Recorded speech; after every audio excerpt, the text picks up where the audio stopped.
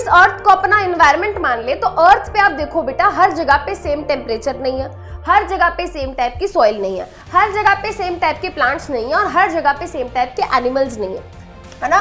Sunlight के ऊपर क्या है भाई, डिपेंडेंट है हमारे प्लांट्स। तो बैक्टीरिया क्या करेगा, इसकी बॉडी के ऊपर फीड करेगा और इसकी बॉडी को डिकम्पोज कर देगा। हाय, हेलो, हाय, नमस्ते, क्या हाल चाल। आई होप आप सभी बहुत बहुत अच्छे होंगे। मेरा नाम है समृद्धि, मैं हूं आपके बायोलॉजी मेंटर एंड एजुकेटर, ये सब तुमको पता है। पॉइंट की बात पे आते हैं। आज के इस NCERT line by line discussion में हम डिस्कस करने वाले हैं एक बहुत ही हल्का सा चैप्टर ऑफ बायोलॉजी जिसका नाम है आर एनवायरनमेंट। अब मैम ने तो बोल दिया भाई बहुत हल्का सा चैप्टर, पर पूरी बात सुन के जाओ। पूरी बात ये है कि चैप्टर बहुत ईजी है but at the same time बहुत ही ज्यादा स्कोरिंग है। और आपको तो ये पता ही है, मुफ्त की चीजें सबको बहुत अच्छी लगती है, कुछ भी मिल जाए फ्री फ्री फ्री फ्री तो हम इंडियंस नहीं छोड़ते हैं, राइट। तो वैसे ही भाई बिल्कुल मुफ्त के नंबर है, फ्री के नंबर है इस चैप्टर के। When we talk about biology as a whole subject, हमारा 80 मार्क्स का क्या होगा, बोर्ड का पेपर होगा थ्योरी वाला, उसमें से 30 मार्क्स की बायोलॉजी आएगी। 30 मार्क्स की बायोलॉजी में बेटा life process, control, coordination, reproduction और हेरिडिटी मिला के 25 मार्क्स का आएगा। और ये अकेला चैप्टर जो है बेटा आर एनवायरनमेंट, इसकी वेटेज है 5 मार्क्स की। और जो मैं बोल रही हूँ ना मुफ्त के नंबर, फ्री के नंबर, ये इसलिए क्यों बोल रही हूँ बेटा, एक्चुअली में जो चैप्टर है बहुत ही ईजी है, चैप्टर बहुत ईजी है और at the same time scoring भी है। तो यानी कि अगर हम इस चैप्टर को अच्छे से प्रिपेयर कर लेते हैं और जो बहुत ज्यादा मुश्किल भी नहीं है तो हमारे 5 मार्क्स तो भाई पक्के हो जाएंगे, है ना। तो आज वही करने वाले हैं बेटा, इस चैप्टर को हम डिस्कस करने वाले हैं। So when we talk about chapter our environment, इसमें हम क्या क्या पढ़ेंगे।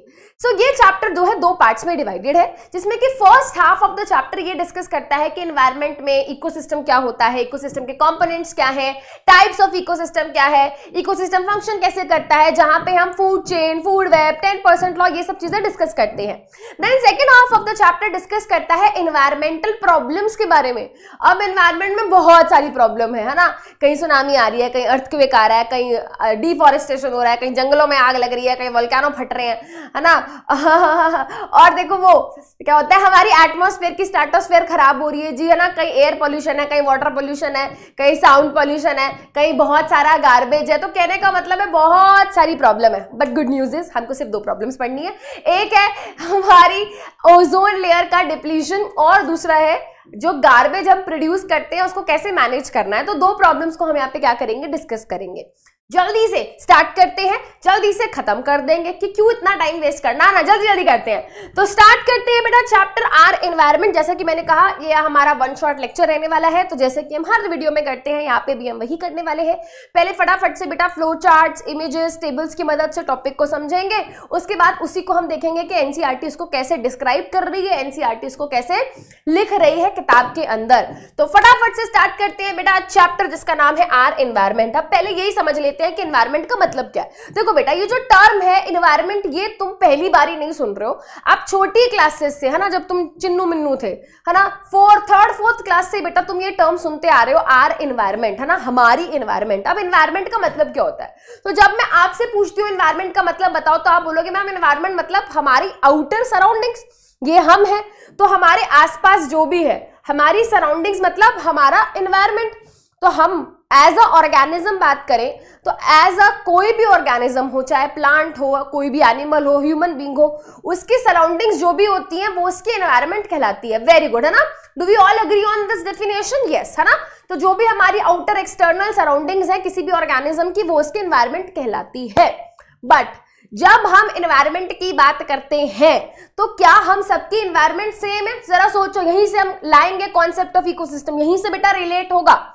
जब मैं एनवायरनमेंट की बात करती हूं, जब मैं सराउंडिंग्स की बात करती हूं, तो क्या हम सबकी सराउंडिंग्स बिल्कुल सेम है? नहीं। इस टाइम बेटा मैं दिल्ली में हूं, है ना, और इस टाइम पे बेटा जो मेरी एनवायरनमेंट है, जो मेरी सराउंडिंग्स है, वो अलग होगी एज कंपेयर टू समवन जो कश्मीर में बैठ के पहाड़ों में बैठा है और जो लेक्चर देख रहा है। वाह क्या नजारे होंगे पहाड़ के, है ना, क्या सराउंडिंग होगी वहां पे, क्या ब्यूटीफुल ब्यूटीफुल माउंटेन्स होंगे, समझ रहे हो। तो वहां की ना एनवायरनमेंट अलग होगी, एट द सेम टाइम कोई डेजर्ट में है ना, कोई डेजर्ट में है बेटा, तो डेजर्ट में बेटा एनवायरनमेंट अलग होगी। कैसे एनवायरनमेंट अलग होगी?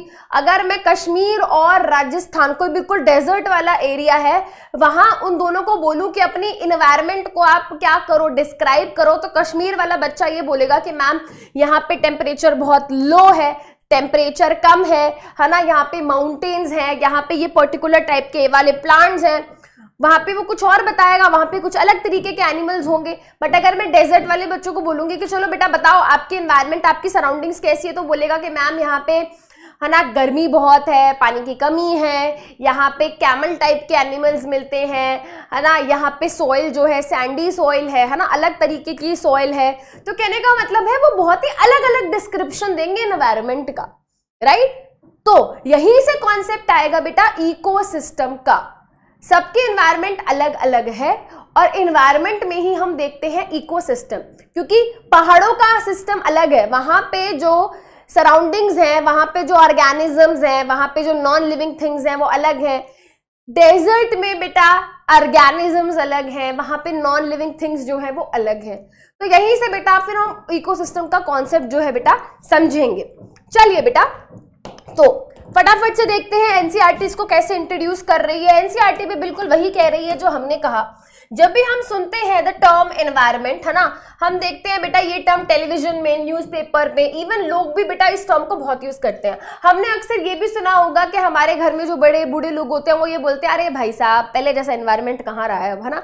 तो ये भी बेटा आपने सुना होगा, वो टर्म यूज करते हैं एनवायरनमेंट को। उसके अलावा बेटा जब हम बात करते हैं बड़े बड़े ग्लोबल समिट्स, है ना, जहाँ पे हम देखते हैं जी ये वाली मीटिंग हो रही है, ये वाली मीटिंग हो रही है ना, बड़े बड़े देश के बड़े बड़े लीडर्स बैठे हैं, वहां पे बैठ के वो सोच रहे हैं कि कैसे हम सारे के सारे एनवायरमेंटल इश्यूज को सॉल्व करें, है ना।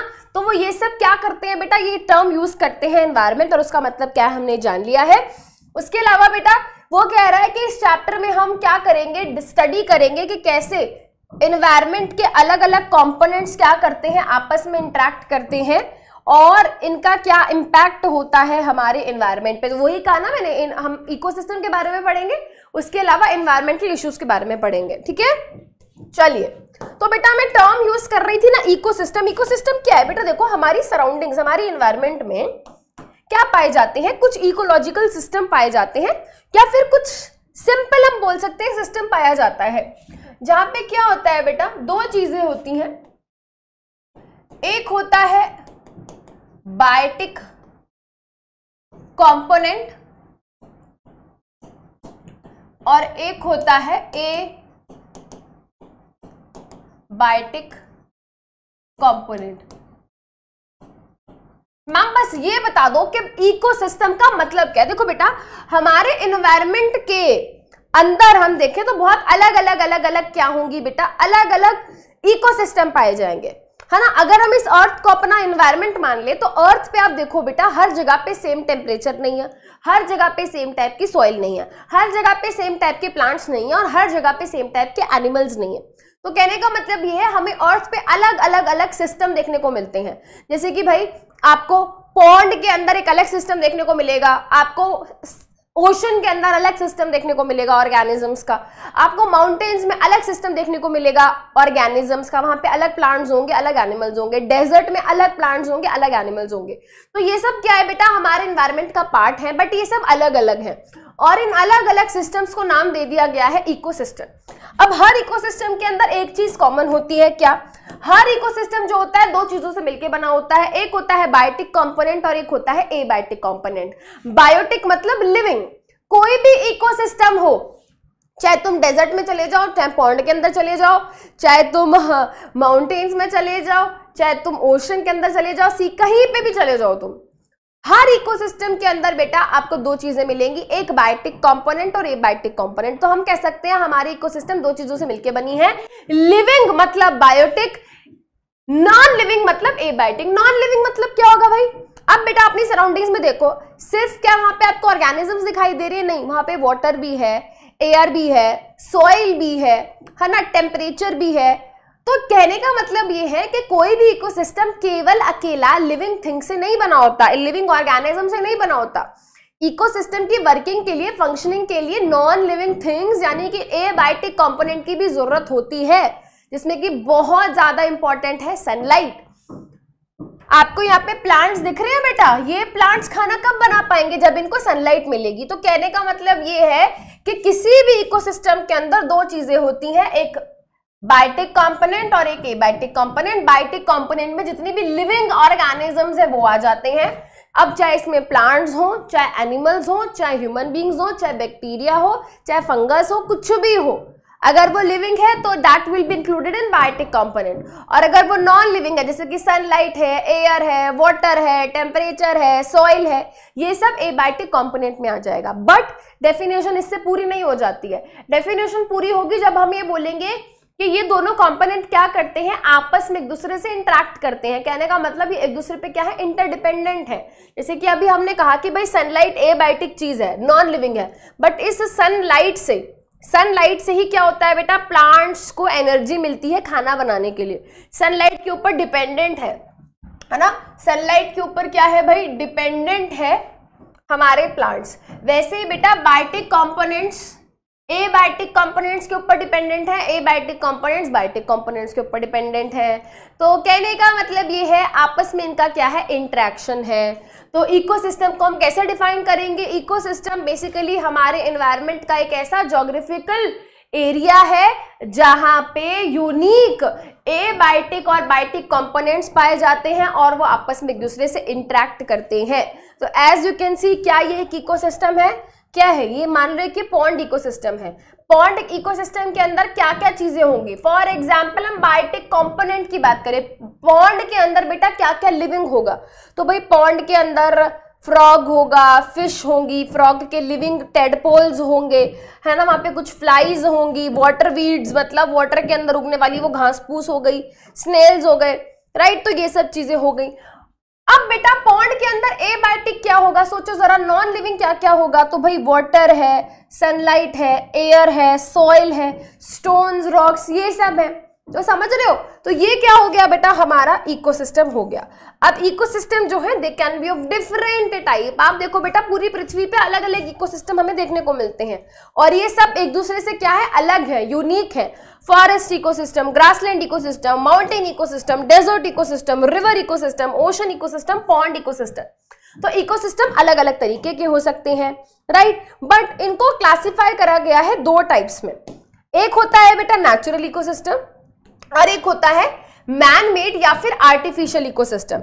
अब इसका क्या मतलब है, देखो बेटा कोई भी चीज जब नेचर में खुद ब खुद एग्जिस्ट कर रही है, हमने उसको नहीं बनाया है, राइट। जब ये पृथ्वी बनी तो उस पे बेटा डेजर्ट भी बने, उस पे पॉन्ड भी बने, उसमें लेक भी बनी, उसमें ओशन भी बने, उसमें सी भी बने। हमने उनको नहीं बनाया है और ना ही हम उनको मेंटेन करते हैं, ना ही हम उनको ऑपरेट करते हैं, ना ही हमारा कोई हाथ है उनको बनाने में, राइट। तो ऐसे इकोसिस्टम जो क्या है नेचुरली इस हमारी ब्यूटीफुल सी अर्थ पे क्या है, खुद बने हैं और खुद ऑपरेट करते हैं, ऐसे इकोसिस्टम को हम नेचुरल इकोसिस्टम बोलते हैं। फॉर एग्जांपल पॉन्ड हो गया, फॉर एग्जांपल डेजर्ट हो गया, राइट। बट कुछ इकोसिस्टम ऐसे होते हैं बेटा जिनको हमने ह्यूमन बींग्स ने क्या करा है, बनाया है, राइट। एंड ऐसे इकोसिस्टम जिनको ह्यूमन बींग्स ने बनाया है, जिनको ह्यूमन बींग्स मेंटेन करते हैं, राइट, ऐसे इकोसिस्टम को हम मैनमेड या फिर आर्टिफिशियल इकोसिस्टम बोलते हैं। यहाँ पे एक बहुत ही प्यारा सा अच्छा सा एग्जाम्पल है एक्वेरियम का। एक्वेरियम नाम इकोसिस्टम क्यों है, इकोसिस्टम क्या है, इकोसिस्टम में दो चीजें होनी बहुत जरूरी है, एक तो यहाँ पे लिविंग ऑर्गेनिजम्स और नॉन लिविंग थिंग्स। तो बेटा एक्वेरियम में देखो आपको प्लांट्स देखने को मिल जाते हैं, एक्वेरियम के अंदर आपको फिशेस देखने को मिल जाती हैं, तो ये क्या हो गया बेटा, लिविंग हो गए, वेरी गुड। एक्वेरियम के अंदर आपको पानी देखने को मिल जाएगा, आपको स्टोन देखने को मिल जाएंगे, थोड़ी बहुत एयर भी जा रही होगी बाहर से। तो यहाँ पे लिविंग नॉन लिविंग दोनों चीजें हैं। बट क्या इसको भगवान जी ने बनाया है, क्या इसको नेचर ने बनाया है, नो, इसको ह्यूमन बीइंग ने बनाया है। That is why it is referred as manmade या फिर आर्टिफिशियल इकोसिस्टम। वैसे ही बेटा अगर हम गार्डन की बात करें, गार्डन बेटा तुम्हारे घर के बाहर ऐसा तो नहीं है ना कि एकदम प्रकट हो गया, एकदम नेचर ने खुद ही बना के दे दिया तुमको गार्डन, नहीं। तुमने गार्डन को खुद सेटअप किया, तुमने डिसाइड किया कि मुझे ये वाला पौधा लगाना है अपने गार्डन में, मुझे ये वाला पौधा लगाना है, ये वाला पेड़ लगाना है ना, मुझे ऐसी वाली इसमें फेंसिंग लगानी है, राइट। तो बेटा तुमने उसको बनाया है, गार्डन को तुमने खुद मेंटेन किया है, तुमने उसको खुद बनाया है। राइट। तो गार्डन क्या हो गया बेटा, एक आर्टिफिशियल इकोसिस्टम हो गया। मैम इसको इकोसिस्टम क्यों बोल रहे बेटा, यहाँ पे प्लांट्स है, लिविंग है, यहाँ पे कुछ बेटा इंसेक्ट्स होंगे, कुछ फ्लाइज होंगे, सॉइल में कुछ बैक्टीरिया होंगे, कुछ बर्ड्स होंगी, सब लिविंग है। But at the same time देखो बेटा, सॉइल है, स्टोन्स है, पेबल है, सनलाइट है, ठीक है, उसके अलावा सॉइल बोल दिया मैंने, हाँ सनलाइट है, एयर, वाटर, टेम्परेचर सब है। तो कहने का मतलब ये भी क्या है बेटा, एक इकोसिस्टम है। बट क्योंकि हमने इनको सेटअप किया है, हमने इनको बनाया है, that is what is referred as manmade या फिर आर्टिफिशियल इकोसिस्टम, राइट। अब जब बेटा हम बात करते हैं, है ना, इकोसिस्टम के बारे में, तो एक बार फटाफट से ये देख लो, this is going to help you a lot, ठीक है। ये आपको हेल्प करेगा टू अंडरस्टैंड इकोसिस्टम दो तरीके के हो सकते हैं, नेचुरल या फिर आर्टिफिशियल। नेचुरल इकोसिस्टम जो नेचर में खुद एग्जिस्ट करते हैं और खुद को खुद ऑपरेट करते हैं। आर्टिफिशियल इकोसिस्टम वो जो हमने बनाए हैं, ह्यूमन बीइंग्स ने बनाए और उनको मेंटेन करना पड़ता है हमको, है ना, हमें उनका ध्यान रखना पड़ता है, तो वो हो गए आर्टिफिशियल इकोसिस्टम। नेचुरल इकोसिस्टम दो तरीके के हो सकते हैं, एक है टेरेस्ट्रियल इकोसिस्टम और एक है एक्वाटिक इकोसिस्टम। जो लैंड बेस्ड इकोसिस्टम होंगे बेटा, जो जमीन वाले होते हैं, वो टेरेस्ट्रियल इकोसिस्टम हो गए, जैसे कि डेजर्ट है, ग्रासलैंड है, फॉरेस्ट है, माउंटेन है, ये सब टेरेस्ट्रियल इकोसिस्टम हो गए। एक्वाटिक इकोसिस्टम में भाई रिवर आ गया, पॉन्ड आ गया, लेक आ गया, सी आ गया। इसमें कि रिवर, पॉन्ड, लेक क्या हो गया बेटा, फ्रेश वाटर इकोसिस्टम हो गया, यहाँ पे फ्रेश वाटर पाया जाता है। सी, ओशन वगैरह हो गया, तो ये क्या हो गया बेटा, ये मरीन वाटर इकोसिस्टम हो गया, राइट, ये मरीन वाटर इकोसिस्टम हो गया। चलिए जी, अब बात कर लेते हैं आर्टिफिशियल इकोसिस्टम के बारे में, कुछ एग्जांपल्स देखते हैं। एक्वेरियम का एग्जांपल हम देख चुके हैं, गार्डन क्या हो गया, मैनमेड इकोसिस्टम। उसके अलावा बेटा आप सोचो जरा, जब किसान क्या करता है, खेती करता है, तो वो भी क्या है बेटा, प्रॉपर प्री प्लान्ड तरीके से करता है। उसको पता है मुझे ये वाली फसल उगानी है, राइट, तो वो प्री प्लान तरीके से उसको पूरा डिजाइन करता है, फिर अपने हिसाब से उसको क्या करता है, मेंटेन करता है। उसने उसको खुद उगाया है, उसने खुद उसको बनाया है अपने क्रॉप प्लांट को, तो वो भी क्या हो गया बेटा, मैनमेड इकोसिस्टम हो गया। हम पार्क्स देखते हैं, है ना, हमारे जो आसपास म्यूनिसिपल कॉर्पोरेशंस होती हैं वो उसको मेंटेन करती हैं। उसके अलावा पोल्ट्री फार्म्स हो गए, जू हो गया, जू भी मैनमेड इकोसिस्टम है। बताओ, जू में बहुत सारे एनिमल्स होते हैं, यस। जू किसने बनाए, ह्यूमन बींग्स ने बनाए, यस, ठीक है। तो जू क्या हो गया बेटा, मैनमेड इकोसिस्टम हो गया। यहाँ पे बेटा एक बहुत ही अच्छा क्वेश्चन बनता है, ठीक है, जिसके पेपर में आने के बहुत ज्यादा हाई चांसेस होते हैं, अभी हम आगे डिस्कस भी करेंगे, ठीक है। अब पेपर में क्वेश्चन आता है कि अगर एक्वेरियम की हम बात करें तो हमें हर 1-2 दिन में, 2-3 दिन में एक्वेरियम का पानी क्यों बदलना पड़ता है ना। मैं बार बार ये आपको बात बोल रही हूँ कि आर्टिफिशियल इकोसिस्टम को मेंटेन करने के लिए एफर्ट लगाना पड़ता है ना। अगर हम चाहते हैं कि ये सब चीजें ढंग से काम करती रहे, इन सब के अंदर जो ऑर्गेनिजम्स हैं वो जिंदा रहे, मरे ना, तो हमें उनको क्या करना पड़ता है बेटा, हमें उनको मेंटेन करना पड़ता है, हमें एफर्ट लगाना पड़ता है ना, हमें उनका ख्याल रखना पड़ता है। तो उसी में से बेटा एक्वेरियम का एग्जाम्पल हम ले, तो एक्वेरियम के पानी को हमें हर 2-3 दिन में क्या करना पड़ता है, साफ करना पड़ता है। अब तुम्हें बेटा थोड़ा टाइम दे रही हूँ, सोचते रहो 2-3 मिनट, है ना, तब तक हम आगे बढ़ते हैं, क्योंकि इसका आंसर जो है बेटा वो एक टर्म से रिलेटेड है जिसके बारे में अभी तक हमने नहीं डिस्कस करा, तो जरा सोचो, तब तक आगे बढ़ते हैं, ठीक है। चलिए बेटा, अब बेटा वापस आते हैं इसी बात पे, है ना। हमारे इकोसिस्टम में 2 चीजें हैं, biotic and abiotic, living and non living, ठीक है। चलो जी, अब देख लेते हैं बेटा एबायोटिक, बायोटिक में क्या क्या आ जाता है, क्या क्या आ जाता है, ठीक है। कंपोनेंट्स ऑफ इकोसिस्टम में जो भी नॉन लिविंग चीजें हैं हमारी इकोसिस्टम की, हमारे इकोसिस्टम की जो भी क्या है नॉन लिविंग चीजें हैं, वो एबायोटिक कंपोनेंट में आ जाती हैं। जो भी फिजिकल या फिर क्लाइमेटिक फैक्टर्स हैं, जैसे कि सॉइल है, सॉइल के अंदर प्रेजेंट क्या होंगे बेटा, मिनरल्स। सॉइल के अंदर क्या प्रेजेंट होंगे, मिनरल्स। वाटर है, एयर है, लाइट है, टेम्परेचर है, रेनफॉल है, पीएच है, ये सब क्या है बेटा हमारे एबायोटिक कंपोनेंट के अंदर आ जाता है। फिर आ जाता है बेटा बायोटिक कंपोनेंट। अब हमारे इकोसिस्टम का जो बायोटिक कंपोनेंट है उसमें क्या क्या इंक्लूडेड है, उसमें सभी के सभी लिविंग ऑर्गेनिजम्स इंक्लूडेड है। अब लिविंग ऑर्गेनिजम्स तो बहुत तरीके के होते हैं, प्लांट भी लिविंग ऑर्गेनिज्म है, बैक्टीरिया भी लिविंग ऑर्गेनिज्म है, फंगस भी लिविंग ऑर्गेनिज्म है, हम भी लिविंग ऑर्गेनिज्म है, बर्ड भी लिविंग ऑर्गेनिज्म है, रेप्टाइल भी लिविंग ऑर्गेनिज्म है, मच्छर भी लिविंग ऑर्गेनिज्म है, मक्खी भी लिविंग ऑर्गेनिज्म है, चींटी भी लिविंग ऑर्गेनिज्म है, बड़ा सा शेर भी लिविंग ऑर्गेनिज्म है, बड़ा सा एलिफेंट भी लिविंग ऑर्गेनिज्म है। मैम हमें पता है, मैम हमें पता है, हमें पता है ना। समझ गए मैं क्या कहने की कोशिश कर रही हूँ? तो सब लिविंग ऑर्गेनिज्म है। तो क्या मैं सारे के सारे ऑर्गेनिजम्स को एक ही कैटेगरी के अंदर डाल दूं कि भाई बायोटिक कंपोनेंट, दैट्स इट? नहीं, हमें इनको थोड़ा और क्या करना पड़ेगा, क्लासिफाई करना पड़ेगा, सो दैट में एक तरीके के ऑर्गेनिजम्स को एक कैटेगरी में रख सको, राइट? तो इसीलिए बेटा जब हम इकोसिस्टम के लिविंग कंपोनेंट के बारे में बात करते हैं तो वहां पे ऑर्गेनिजम्स को 3 कैटेगरी में क्या किया गया है, डिवाइड किया गया है। जो बायोटिक कंपोनेंट है बेटा, जो भी लिविंग ऑर्गेनिजम्स है इकोसिस्टम के, वो 3 कैटेगरीज में पाए जाते हैं। पहला है प्रोड्यूसर, दूसरा है कंज्यूमर एंड तीसरा है डीकंपोजर। अब इसका क्या मतलब है? देखो बेटा, प्रोड्यूसर का मतलब जो इकोसिस्टम के अंदर कुछ प्रोड्यूस करे। क्या प्रोड्यूस करेगा? खाना प्रोड्यूस करेगा। जो भी लिविंग ऑर्गेनिज्म इकोसिस्टम के अंदर खाना बनाने का काम करते हैं उन ऑर्गेनिजम्स को हम प्रोड्यूसर्स बोलते हैं। अब खाना कौन बनाएगा? मैम खाना तो मैम प्लांट ही बनाएंगे, है ना? प्लांट क्या करते हैं बेटा? प्लांट फोटोसिंथेसिस की प्रोसेस करते हैं। फोटोसिंथेसिस की प्रोसेस जब होती है तो खाना बनता है। Very good. अभी खाना बनाने का काम क्या कोई और लिविंग ऑर्गेनिजम्स कर सकते हैं? हाँ जी मैम, लाइफ प्रोसेस चैप्टर में पढ़ा था, साइनोबैक्टीरिया नाम के कुछ बैक्टीरिया होते हैं जो फोटोसिंथेसिस करके खाना बना सकते हैं। वेरी गुड, है ना? तो ग्रीन प्लांट्स हो गए, फोटोसिंथेसिस करने वाले बैक्टीरिया जिनको हम साइनोबैक्टीरिया बोलते हैं, इनको ब्लू ग्रीन एल्गी भी बोला जाता है। साइनोबैक्टीरिया को ब्लू ग्रीन एल्गी भी कहा जाता है। तो ये जो है, ये क्या है? ये ऑटोट्रॉफिक ऑर्गेनिजम्स हैं। क्या है? ऑटोट्रॉफिक ऑर्गेनिजम्स हैं जो अपना खाना खुद बना सकते हैं। और जब ये खाना बनाते हैं बेटा, ये सिर्फ अपने लिए नहीं बेटा, बेसिकली दूसरों के लिए भी खाने का सोर्स बनते हैं आगे चल के। तो ग्रीन प्लांट्स और जो साइनोबैक्टीरिया है, बेसिकली वो सारे लिविंग ऑर्गेनिज्म जो इकोसिस्टम के अंदर खाना बनाने का काम करते हैं, उनको प्रोड्यूसर कहा जाता है, राइट? एग्जाम्पल ये हो गया। अब देखो बेटा, अब ये तो नहीं है कि इकोसिस्टम के अंदर केवल प्लांट्स या बैक्टीरिया ही है, हम है, दूसरे एनिमल्स हैं, काउ है, बफेलो है, लायन है, टाइगर है, फ्रॉग है, स्नेक है, रैट है, पता नहीं क्या क्या है। अब ये लिविंग ऑर्गेनिज्म तो अपना खाना खुद नहीं बना सकते, तो ये क्या करते हैं? मैम ये दूसरों को खाते हैं। वेरी गुड, ये अपना खाना खुद नहीं बनाते, ये प्रोड्यूसर नहीं है, ये तो कंज्यूम करते हैं, दूसरों को खाते हैं, दूसरों से अपना खाना लेते हैं, है ना? दूसरों से लेते हैं खाना, दूसरों से खाना लेते हैं। तो दूसरों को खाने वाले ऑर्गेनिजम्स को हम क्या बोलते हैं? जो दूसरों को खाते हैं उनको हम बोलते हैं कंज्यूमर। जो क्या करेगा बेटा? जो प्रोड्यूसर के ऊपर क्या करेगा? फीड करेगा। कंज्यूमर बेसिकली प्रोड्यूसर के ऊपर क्या करेगा बेटा? फीड करेगा, डायरेक्टली या इनडायरेक्टली। तो जो दूसरों के ऊपर डिपेंडेंट है उनको हमने बोल दिया कंज्यूमर। कंज्यूमर 3 कैटेगरीज में क्या है बेटा? डिवाइडेड है। आपको यहाँ पे 3 कैटेगरीज दिख रही है, बट इसके अलावा और भी होती हैं, ठीक है? और भी होती है, बट यहाँ पे हमें यही पढ़नी है। Herbivore, carnivore, omnivore. जो प्लांट बेस्ड डाइट होती है बेटा जिनकी, वो हो गए हर्बीवोर, है ना? हर्बीवोर के बारे में तुम्हें पता है, तुम छोटी क्लासेस में पढ़ के आए हो भाई।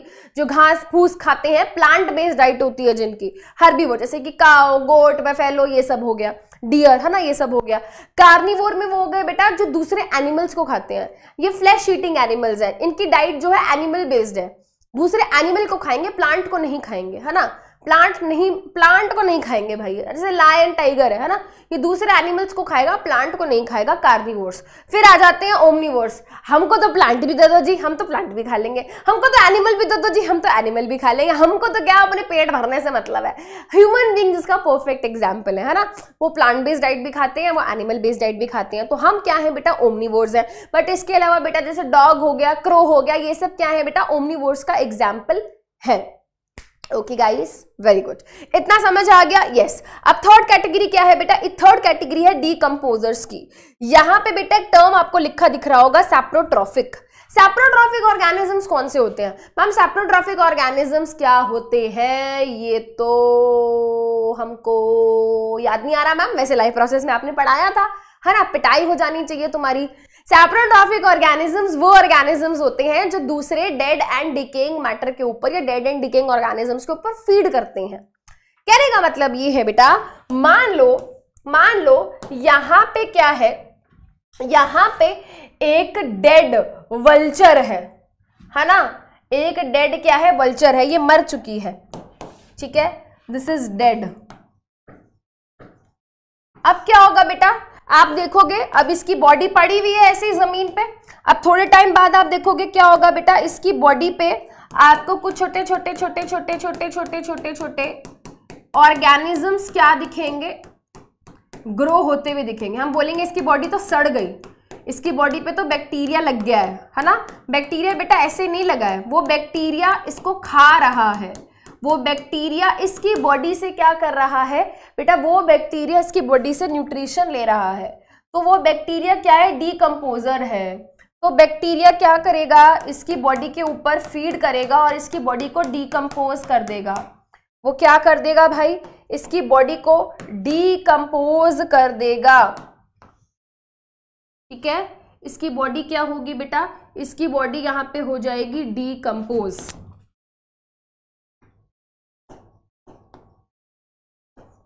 तो डीकम्पोजर्स यहां पे क्या करेंगे बेटा, इसकी बॉडी को डीकम्पोज करने का काम करेंगे।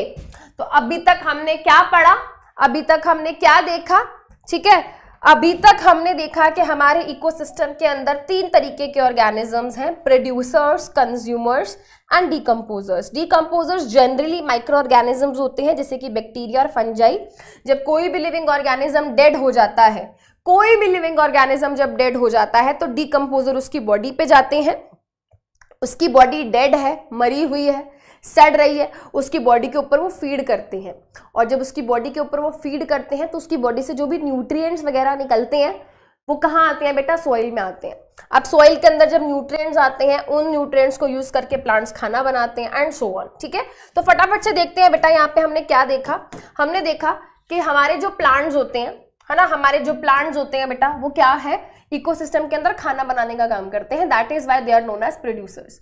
अब बेटा इन्होंने खाना बना दिया, इनको कौन खाएगा, इनको खाएंगे कंज्यूमर। अब कंज्यूमर भी देखो बेटा 3 तरीके के हैं, ठीक है, 3 या 4 भी हो सकते हैं। कंज्यूमर जो है बेटा 3 तरीके के आपको यहाँ पे दिख रहे हैं, primary consumer, secondary consumer, tertiary consumer. बहुत ही सिंपल सा कॉन्सेप्ट है भाई, बहुत ही सिंपल सा कॉन्सेप्ट है बेटा। जो प्लांट को खाएगा वो प्राइमरी कंज्यूमर, मतलब पहला कंज्यूमर तो यही है। प्लांट प्रोड्यूसर है, जो प्लांट को खाएगा वो प्राइमरी कंज्यूमर, प्राइमरी मतलब बिल्कुल पहला कंज्यूमर। अब बेटा प्लांट को किसने खाया, ग्रास हॉपर ने खाया। ग्रास हॉपर को कौन खाएगा, मान लो स्नेक खाएगा।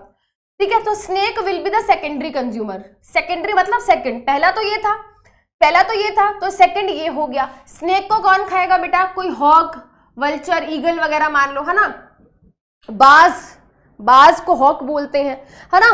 तो बेटा ये इसको खाएगा तो ये टर्शरी हो गया।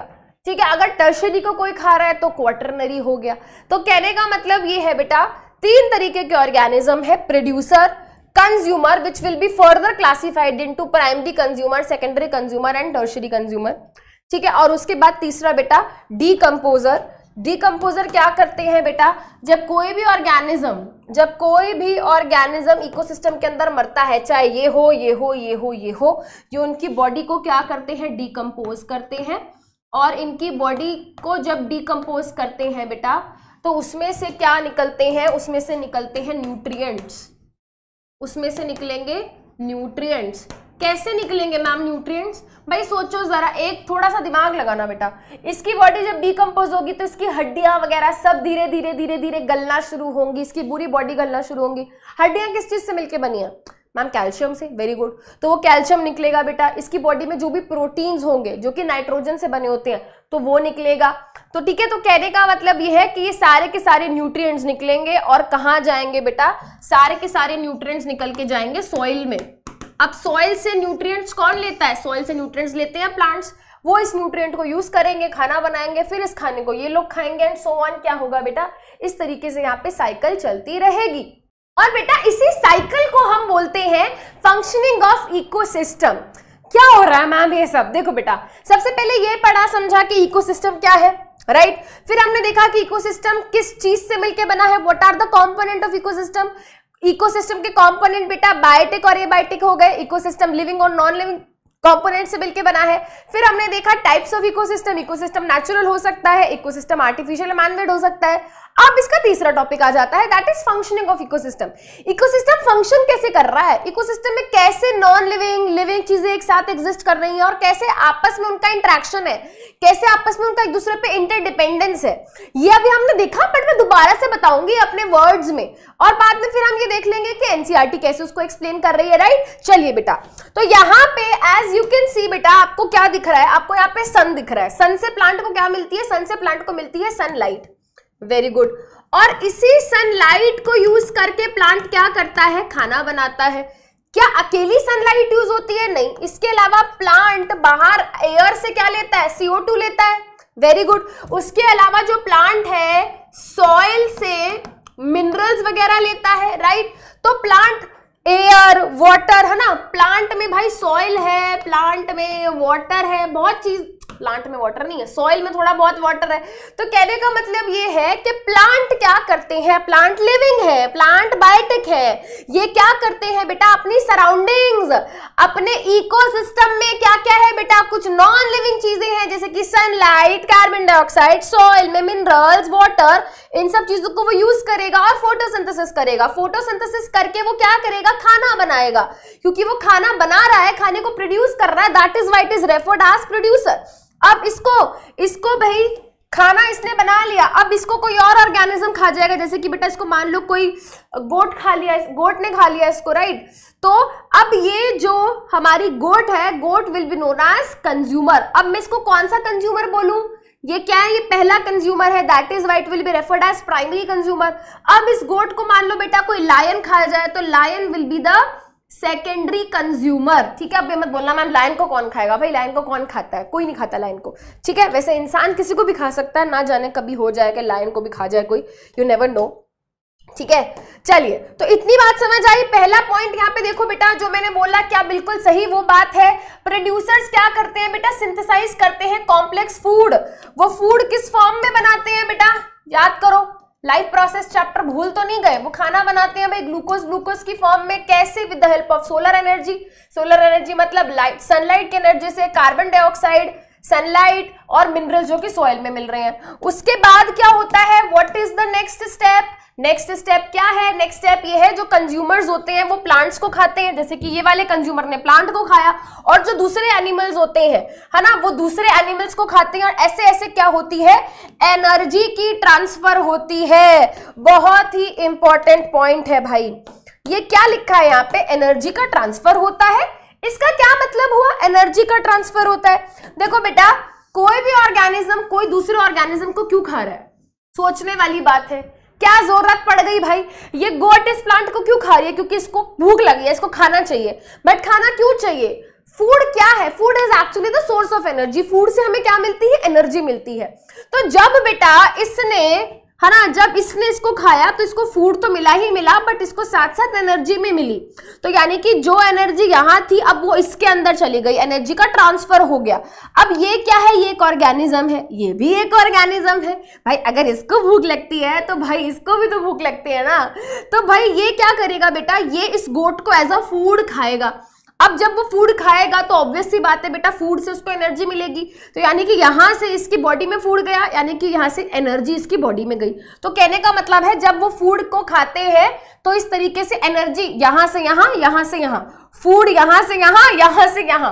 तो यहाँ पे क्या हो रहा है? एनर्जी का ट्रांसफर हो रहा है नेक्स्ट ऑर्गेनिज्म में। उसके बाद बेटा अपना लास्ट वाला पॉइंट आ गया जो भी हमने डिस्कस किया था पिछली स्लाइड पे, डीकंपोजर्स का। जब ये प्लांट और ये एनिमल्स क्या होते हैं बेटा? मर जाते हैं, तो डीकंपोजर क्या करता है? इनकी बॉडी के ऊपर फीड करता है, इनकी बॉडी के ऊपर आता है। ये जो डेड रिमेन्स है, डेड एंड डिकेइंग मैटर है जो इनकी बॉडी का, वो उसके ऊपर क्या करेगा बेटा? उसकी बॉडी के ऊपर फीड करेगा, इसकी बॉडी को डीकंपोज करेगा। अब जब इसकी बॉडी डीकंपोज होगी बेटा तो कुछ केमिकल रिएक्शंस होंगे। जरा सोचो, केमिकल चेंज हो रहा है बेटा, कुछ केमिकल रिएक्शंस होंगे, है ना, कुछ केमिकल्स निकलेंगे, वो केमिकल रिएक्शंस होंगे। उन केमिकल रिएक्शंस की वजह से क्या होगा बेटा? अलग अलग मिनरल्स, कार्बन डाइऑक्साइड, वाटर, ये सब निकलेगा। और ये सब कहाँ जाएगा भाई? ये सब निकल कर कहाँ जाएगा? जल्दी बताओ, ये सब चीजें निकल के कहाँ जाएंगी? सॉइल में जाएंगी, राइट। सॉइल में जाएंगी बेटा। सॉइल में मिनरल्स आ गए हैं क्योंकि इनकी बॉडी डीकंपोज हुई है। अब यही मिनरल कौन यूज करेगा? प्लांट यूज करेगा। सोचो जरा, प्लांट यूज करेगा। अब सोचने वाली बात यह है कि अगर डीकंपोजर्स नहीं होंगे तो सॉइल में मिनरल्स नहीं होंगे। सॉइल में मिनरल्स नहीं होंगे, सोचो जरा, अगर सॉइल में मिनरल्स नहीं होंगे तो क्या plant proper grow and develop कर पाएंगे? नहीं कर पाएंगे, नहीं कर पाएंगे, राइट। और अगर plant proper grow and develop नहीं कर पाएंगे तो वो खाना नहीं बना पाएंगे, नहीं बना पाएंगे। अब प्लांट अगर खाना नहीं बना पाएंगे तो इसको खाना मिलेगा क्या? नहीं मिलेगा। और अगर इसको खाना नहीं मिला, ये मर गया, तो ये भी मर जाएगा क्योंकि इसका खाना ये है। सही बात है। तो यानी कि डीकंपोजर्स पे प्रोड्यूसर डिपेंडेंट है, प्रोड्यूसर पे ये प्राइमरी कंज्यूमर डिपेंडेंट है, प्राइमरी कंज्यूमर पे सेकेंडरी कंज्यूमर डिपेंडेंट है। तो कहने का मतलब ये है बेटा, decomposers are the real gangster. Right, छोटे से हैं, दिखते भी नहीं है, बट कितना इंपॉर्टेंट काम कर रहे हैं हमारी एनवायरनमेंट में, बहुत ज्यादा।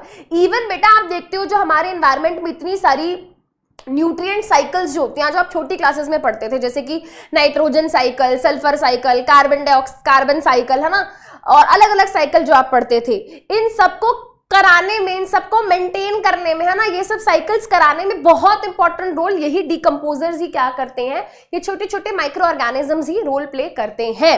चलिए अब जल्दी से मुझे क्या करेंगे भाई, इस क्वेश्चन का आंसर करेंगे।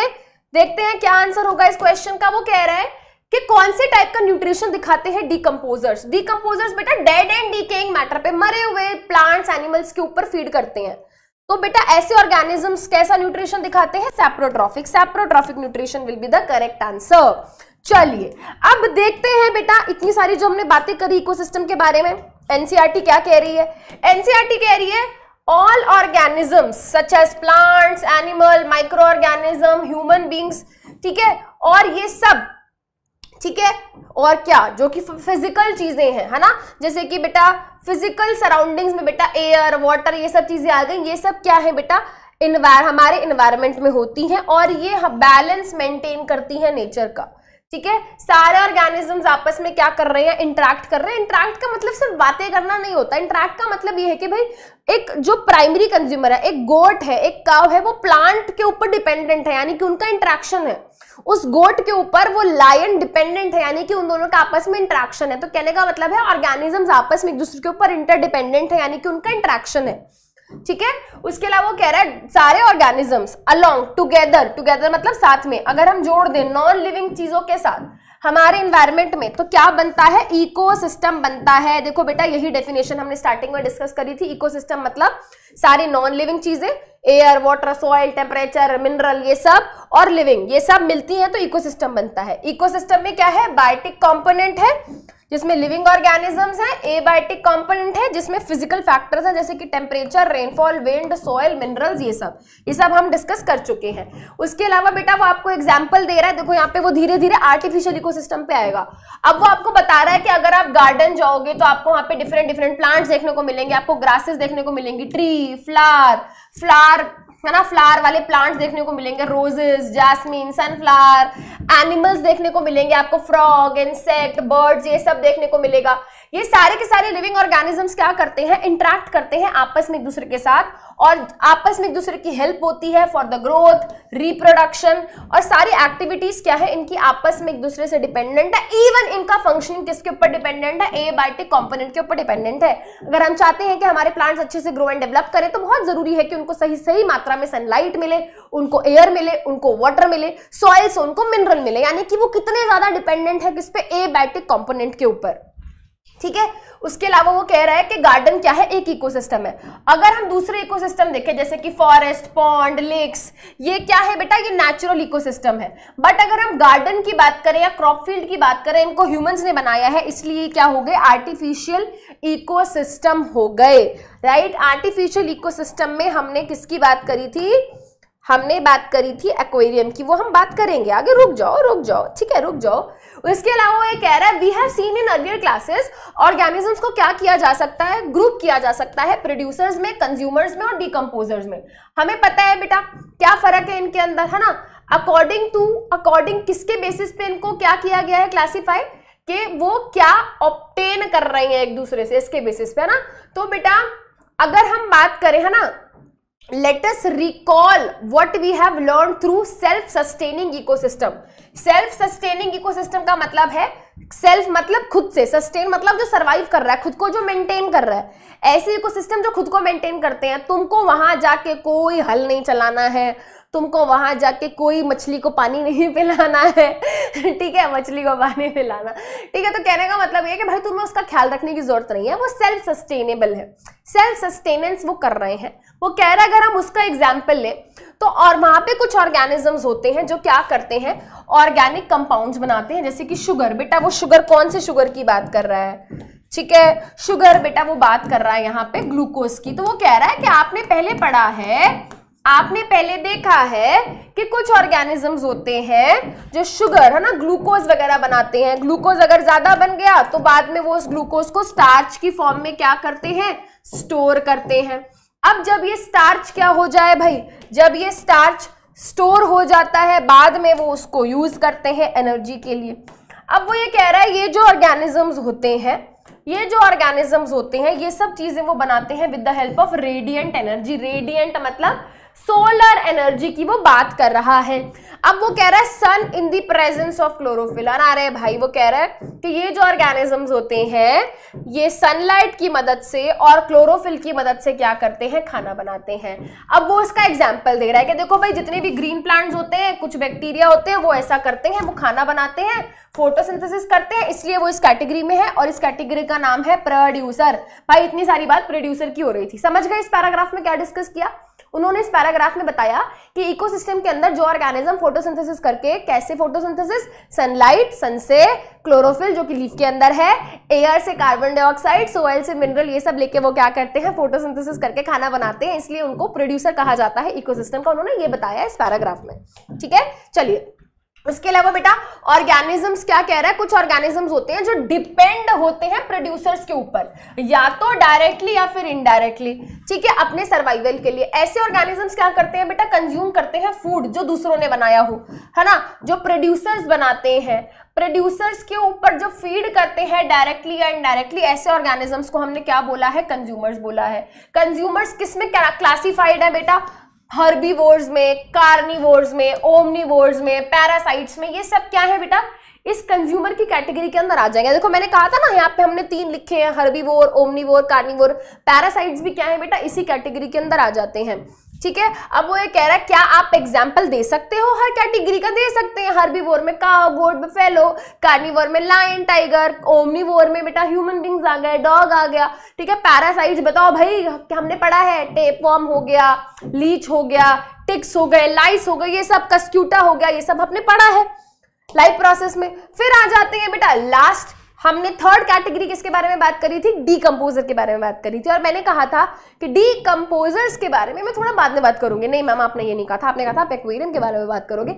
एक्वेरियम का वो जो क्वेश्चन था बेटा इसी टॉपिक से रिलेटेड था, इसलिए अभी तक रुकी हुई थी। अब ये देखते हैं बेटा, ठीक है, देखते हैं बेटा। अब वो ये कह रहा है इमेजिन करो एक सिचुएशन जब आपने क्या आपने क्लीन नहीं किया एक्वेरियम को, ठीक है। आप इमेजिन करो कि आपके पास एक्वेरियम है और आपने एक्वेरियम को क्लीन नहीं किया, और क्या हो गया है, वहां पे कुछ फिश मर चुकी हैं और प्लांट्स मर चुके हैं उसके अंदर, ठीक है।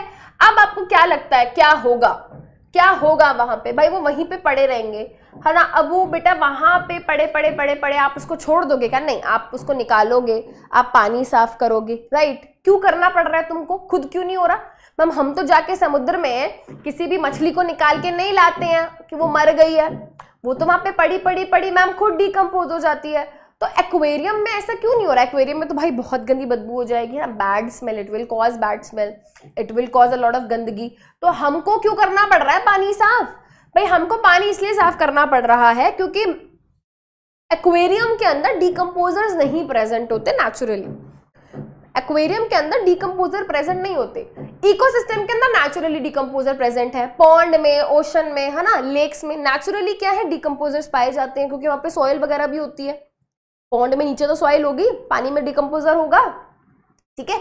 तो कहने का मतलब है वहां पे तो डिकम्पोजर्स प्रेजेंट होते हैं। तो अगर कोई प्लांट या कोई फिश, कोई एनिमल मर भी गया तो वो उसकी बॉडी को डिकम्पोज कर देते हैं धीरे धीरे, और उसकी बॉडी वहां से एकदम गायब, वैनिश, है ना, सारी बॉडी डिकम्पोज हो जाती है। बट यहाँ पे डिकम्पोजर्स नहीं होते, इसीलिए जो भी खाना वो नहीं खाते हैं ना, फिशेस जो खाना नहीं खाती वो नीचे इकट्ठा हो जाता है। जो भी, है ना, जो भी वेस्ट वो बनाते हैं डेली, जैसे तुम बनाते हो डेली कुछ वेस्ट, तो वैसे वो भी बनाते हैं कुछ वेस्ट, वो भी सारा वहीं इकट्ठा होता रहता है। अब वो इकट्ठा होता रहता है, जिसकी वजह से क्या होता है बेटा, पानी गंदा हो जाता है। अब पानी गंदा हो गया है, अब आपको क्या करना पड़ेगा, डिकम्पोजर तो है नहीं जो उसको सफाई कर दे, तो आपको अब खुद जाके उसका पानी बदलना पड़ेगा, ठीक है। ये पेपर में क्वेश्चन आया था, ठीक है। अब वो यहाँ पे बात कर रहा है कि कुछ ऑर्गेनिजम्स होते हैं जैसे कि कुछ बैक्टीरिया और कुछ फंजाई, वो क्या करते हैं, ब्रेक डाउन करते हैं डेड रिमेन्स को, है ना, और जो भी वेस्ट प्रोडक्ट होता है ऑर्गेनिजम्स को। ये माइक्रो ऑर्गेनिजम्स कौन होती हैं, ये माइक्रो ऑर्गेनिजम्स होते हैं डीकम्पोजर्स। ये ब्रेक डाउन करते हैं कॉम्प्लेक्स सब्सटेंसेस को इनटू सिंपल सब्सटेंसेस, ठीक है, और ये सब निकल के कहाँ जाता है, सॉइल में जाता है, उसके बाद प्लांट्स इसको यूज करते हैं, ये हम देख चुके हैं। अब वो ये कह रहा है what will happen to the garbage and dead animals and plants in their absence. वो कह रहा है आप सोचो जरा, अगर ये डिकम्पोजर्स नहीं होंगे तो जो भी हम गार्बेज वगैरह बनाते हैं या फिर कोई एनिमल या प्लांट जब मरता है, अगर डिकम्पोजर्स नहीं होंगे, अगर वो एब्सेंट होंगे तो क्या होगा, तो बेटा वो सब हमारी इन्वायरमेंट को हार्म होगा उससे, है ना। Will the natural replenishment of the soil take place even if the decomposers are not there, तो इसका आंसर है नो। ठीक है, डिकम्पोजर्स नहीं होंगे तो रिप्लेनिशमेंट मतलब दोबारा से वो मिनरल सॉइल में कैसे आएंगे, नहीं आ पाएंगे। ठीक है, चलिए आगे चलते हैं बेटा। अब मैं आपको यहाँ पे कुछ पिक्चर्स दिखाती हूँ, इस पिक्चर्स को देख के क्या समझ आ रहा है मैम? इस पिक्चर को देख के समझ आ रहा है कि यहाँ पे सब घुचड़ मुचड़ हो गया है, सब आपस में पता नहीं क्या हो गया है, क्या ये चल रहा है ना। ये अच्छा है मैम, ये ठीक है, sequence sequence sequence sequence sequence sequence sequence sequence sequence, है ना। तो यहाँ पे हम दो टॉपिक पढ़ने वाले हैं, एक का नाम है फूड चेन, एक का नाम है फूड वेब। ध्यान से सुनना, ठीक है। तो दो टॉपिक पढ़ने वाले हैं, food chain and food web. ठीक है, देखो बेटा फूड चेन क्या है? फूड चेन वो सीक्वेंस है, कौन किसको खा रहा है, कौन किसको खा रहा है, उस सीक्वेंस को हम फूड चेन बोलते हैं। जब बहुत सारी फूड चेन आपस में क्या होती है बेटा, कनेक्ट हो जाती है, इंटरलिंक हो जाती है, तो उसको हम बोलते हैं food web. We will be starting our topic with the food chain. तो फूड चेन को हम कैसे डिफाइन करेंगे, दिस विल हेल्प यू, लिख लेना पेपर में, है ना। जो सीक्वेंस होता है लिविंग ऑर्गेनिजम्स का कि कौन किसको कंज्यूम कर रहा है, कौन किसको किसका खाना बन रहा है, उस सीक्वेंस को हम फूड चेन बोल देते हैं, राइट। तो देखो बेटा यहाँ पे आपको एक फूड चेन दिख रही है, ट्री को डियर ने खाया, डियर को लायन ने खाया, फ्लावर को फ्लाइज ने खाया, फ्लाइज को फ्रॉग ने खाया, फ्रॉग को स्नेक ने खाया, स्नेक को ईगल ने खाया। फ्लावर को मतलब ये बेटा पॉन्ड इकोसिस्टम है मान लो, है ना। तो वहां पे छोटे मोटे प्लांट्स होंगे पॉन्ड के अंदर, उनको छोटी फिशेस ने खाया, छोटी फिश को बड़ी फिश ने खाया, बड़ी फिश को कोई बगुला उठा के ले गया, बर्ड्स ले गए। ठीक है, तो ये क्या है, इकोसिस्टम। ये क्या है बेटा, ये फूड चेन का टॉपिक है जो हमारे फंक्शनिंग ऑफ इकोसिस्टम के अंदर ही आ जाता है। ठीक है, इसके अलावा बेटा जब हम पढ़ते हैं ट्रॉपिक लेवल की, जब हम फूड चेन के बारे में पढ़ते हैं तो यहाँ पे एक टॉपिक आता है जिसको हम बोलते हैं ट्रॉफिक लेवल। अब ट्रॉफिक लेवल क्या है बेटा, किसी भी फूड चेन में किसी भी ऑर्गेनिज्म की क्या पोजीशन है वो उसका ट्रॉफिक लेवल कहलाता है। जैसे भाई आप क्लास में हो, है ना, तो बच्चे बोलते हैं ये हमारी क्लास का टॉपर है, फर्स्ट रैंक पे आता है, इसकी पोजीशन है फर्स्ट पोजीशन पे है, सेकंड पोजीशन पे, थर्ड पोजीशन पे, है ना, ऐसे बोलते हैं। तो वैसे ही फूड चेन में बेटा कौन सा ऑर्गेनिज्म का क्या पोजीशन है फूड चेन में, उसको ट्रॉफिक लेवल बोला जाता है, वो उसका ट्रॉफिक लेवल होता है। ठीक है, जैसे फॉर एग्जांपल भाई ये फूड चेन है, इस फूड चेन की शुरुआत किससे हो रही है, सबसे पहले कौन है इस फूड चेन में, सबसे पहले इस फूड चेन में ट्री है, तो ट्री को बोलेंगे कि ट्री का जो ट्रॉफिक लेवल है वो है T1, T1 मतलब ट्रॉफिक लेवल 1। उसके बाद अगर हम, है ना, ये क्या हो गया बेटा, ये हो गया T1, इसको मैंने T1 बोल दिया। डियर है, तो इस फूड चेन में डियर क्या है, सेकंड पोजीशन पे है, तो मैं बोलूंगी ये है T2, T2 मतलब ट्रॉफिक लेवल 2। अब इस डियर को लायन ने खाया, तो लायन 1 2 3 नंबर पे है, तो लायन होगा थर्ड पोजीशन पे, तो मैं बोलूंगी लायन ट्रॉफिक लेवल 3 पोजीशन पे है, it is on the trophic level 3 position.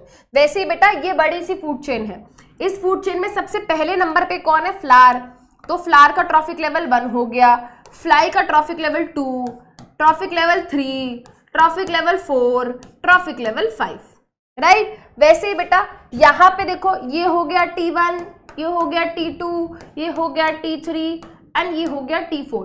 तो सिंपली बेटा फूड चेन में कौन किस पोजीशन पे है, सिंपली बेटा फूड चेन में कौन किस पोजीशन पे है ये उसका ट्रॉफिक लेवल कहलाता है।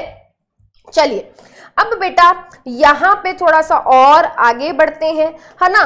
देखो कोई भी ऑर्गेनिज्म जो है अगर पहली पोजीशन पे है तो first, second, third, fourth, fifth. ठीक है, अब बेटा हमने वहां पे बात करी थी कि ऑर्गेनिजम्स को क्लासिफाई किया गया है ऑन द बेसिस कि वो इकोसिस्टम में क्या काम कर रहे हैं। अगर वो खाना बना रहे हैं तो प्रोड्यूसर, अगर वो खा रहे हैं तो कंज्यूमर। तो इसी से बेटा रिलेट करके करेंगे हम इसको ट्रॉफिक लेवल से। देखो बेटा किसी भी फूड चेन की जो शुरुआत है वो हमेशा किससे होगी, प्रोड्यूसर से होगी, क्योंकि खाना बनाने का काम हमेशा प्रोड्यूसर करेगा। तो प्रोड्यूसर को क्या पोजीशन दी जाती है, फर्स्ट ट्रॉफिक लेवल। तो प्रोड्यूसर हमेशा फर्स्ट ट्रॉफिक लेवल पे होते हैं। अब बेटा जो प्रोड्यूसर को खाते हैं उनको हम क्या बोलते हैं बेटा, उनको हम बोलते हैं प्राइमरी कंज्यूमर, है ना। यहाँ पे प्राइमरी प्रोड्यूसर लिखा है, उसको इग्नोर करो, प्राइमरी प्रोड्यूसर कुछ नहीं होता, सिर्फ प्रोड्यूसर पढ़ो अभी तुम। ठीक है, प्रोड्यूसर, प्राइमरी प्रोड्यूसर कुछ नहीं है बेटा, सिर्फ प्रोड्यूसर आप याद रखो। तो प्रोड्यूसर को कौन खाएगा? प्राइमरी कंज्यूमर खाएगा। तो प्राइमरी कंज्यूमर की क्या लोकेशन, क्या पोजीशन हो गई बेटा? Second trophic level. Primary consumer को सेकेंडरी कंज्यूमर खाएगा तो वो हो गया थर्ड ट्रॉफिक लेवल। सेकेंडरी को टर्शरी खाएगा तो वो हो गया फोर्थ ट्रॉफिक लेवल। वैसे ही बेटा टर्शरी कंज्यूमर को क्वार्टरनरी कंज्यूमर खाएगा तो ये हो गया फिफ्थ ट्रॉफिक लेवल। इसको ना एग्जाम्पल की मदद से समझते हैं। देखो बेटा, मान लो क्या है, मान लो एक ग्रास है, ग्रास प्लांट हो गया, प्लांट फोटोसिंथेसिस करता है, प्लांट फोटोसिंथेसिस करता है तो ये क्या हो गया बेटा? ये हो गया प्रोड्यूसर। ग्रास इज प्रोड्यूसर और प्रोड्यूसर फर्स्ट पोजीशन पे है तो फर्स्ट ट्रॉफिक लेवल। ग्रास को कौन खाएगा? मान लो ग्रास को खाएगा ग्रास हॉपर, ग्रास को मान लो खाएगा let's say grass hopper. Grass hopper क्या है बेटा? क्योंकि वो प्रोड्यूसर को खा रहा है तो that is why it is primary consumer और इसकी सेकंड पोजीशन है तो ये second trophic level. Then we have बेटा सेकेंडरी कंज्यूमर। ग्रास हॉपर को मान लो बेटा खा लिया किसी फ्रॉग ने, तो फ्रॉग इज सेकेंडरी कंज्यूमर और इसकी क्या पोजीशन है? 1 2 3 तो थर्ड ट्रॉफिक लेवल। वैसे बेटा मान लो फ्रॉग को खा लिया किसी स्नेक ने, तो स्नेक क्या हो गया? टर्शरी कंज्यूमर और इसके क्या नंबर है? 1 2 3 4 फोर्थ ट्रॉफिक लेवल। बेटा मान लो स्नेक को खा लिया किसी हॉक ने, किसी ईगल ने, ठीक है, तो इस तरीके से क्या हो गया बेटा? हॉक क्या हो गया? क्वार्टरनरी कंज्यूमर और उसकी पोजीशन क्या है? 1 2 3 4 5 फिफ्थ ट्रॉफिक लेवल।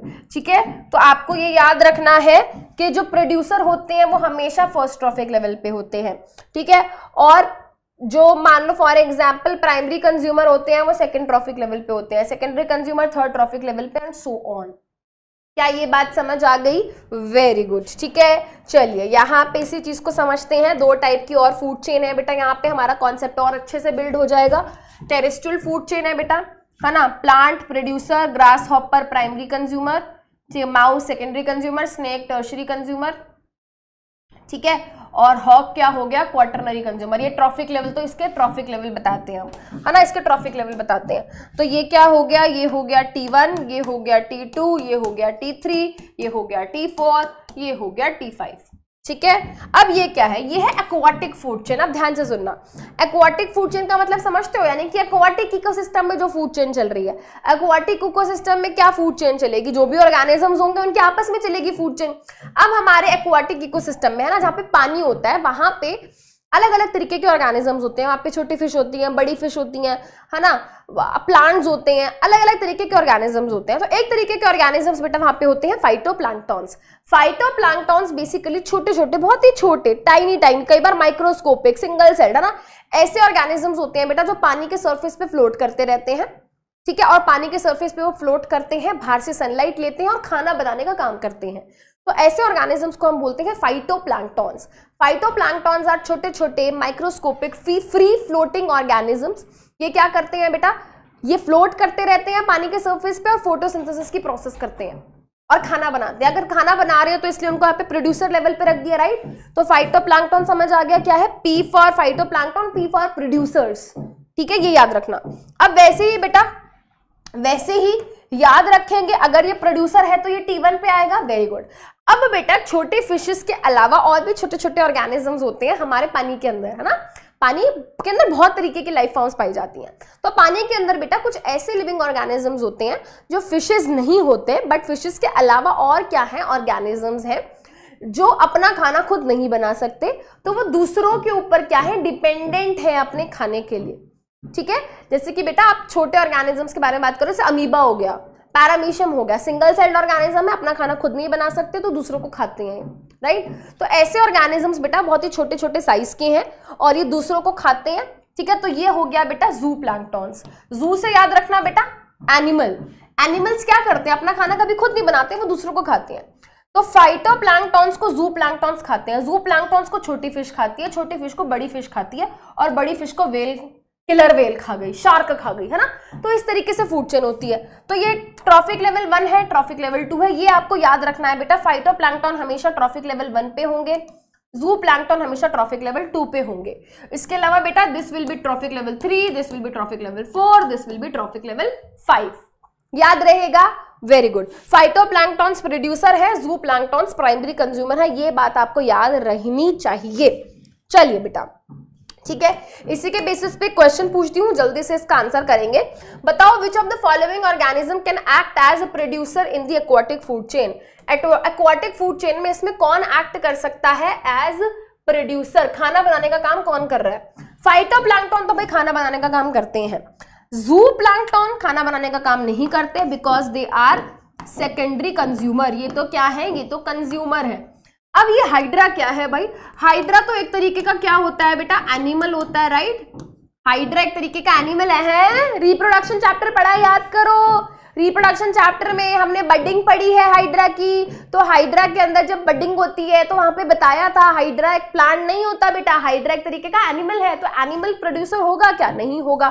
तो हाइड्रा भी क्या हो गया बेटा, इनकरेक्ट। एनिमल हमेशा कंज्यूमर की तरह एक्ट करते हैं। तो आंसर यहाँ पे क्या होगा, which organism will act as producer.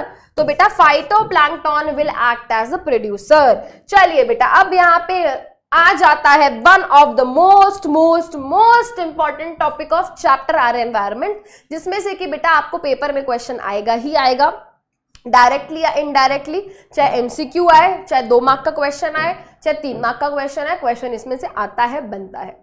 ठीक है, एक डिसेंट टॉपिक इस चैप्टर का मैं बोलूंगी 10% लॉ है। 10% लॉ क्या कहता है, अब लॉ है कुछ ना कुछ तो कहेगा ही। जो 10% लॉ है बेटा, ये रेमन लिनमैन ने दिया था, इसको बोला जाता है 10% लॉ ऑफ एनर्जी ट्रांसफर।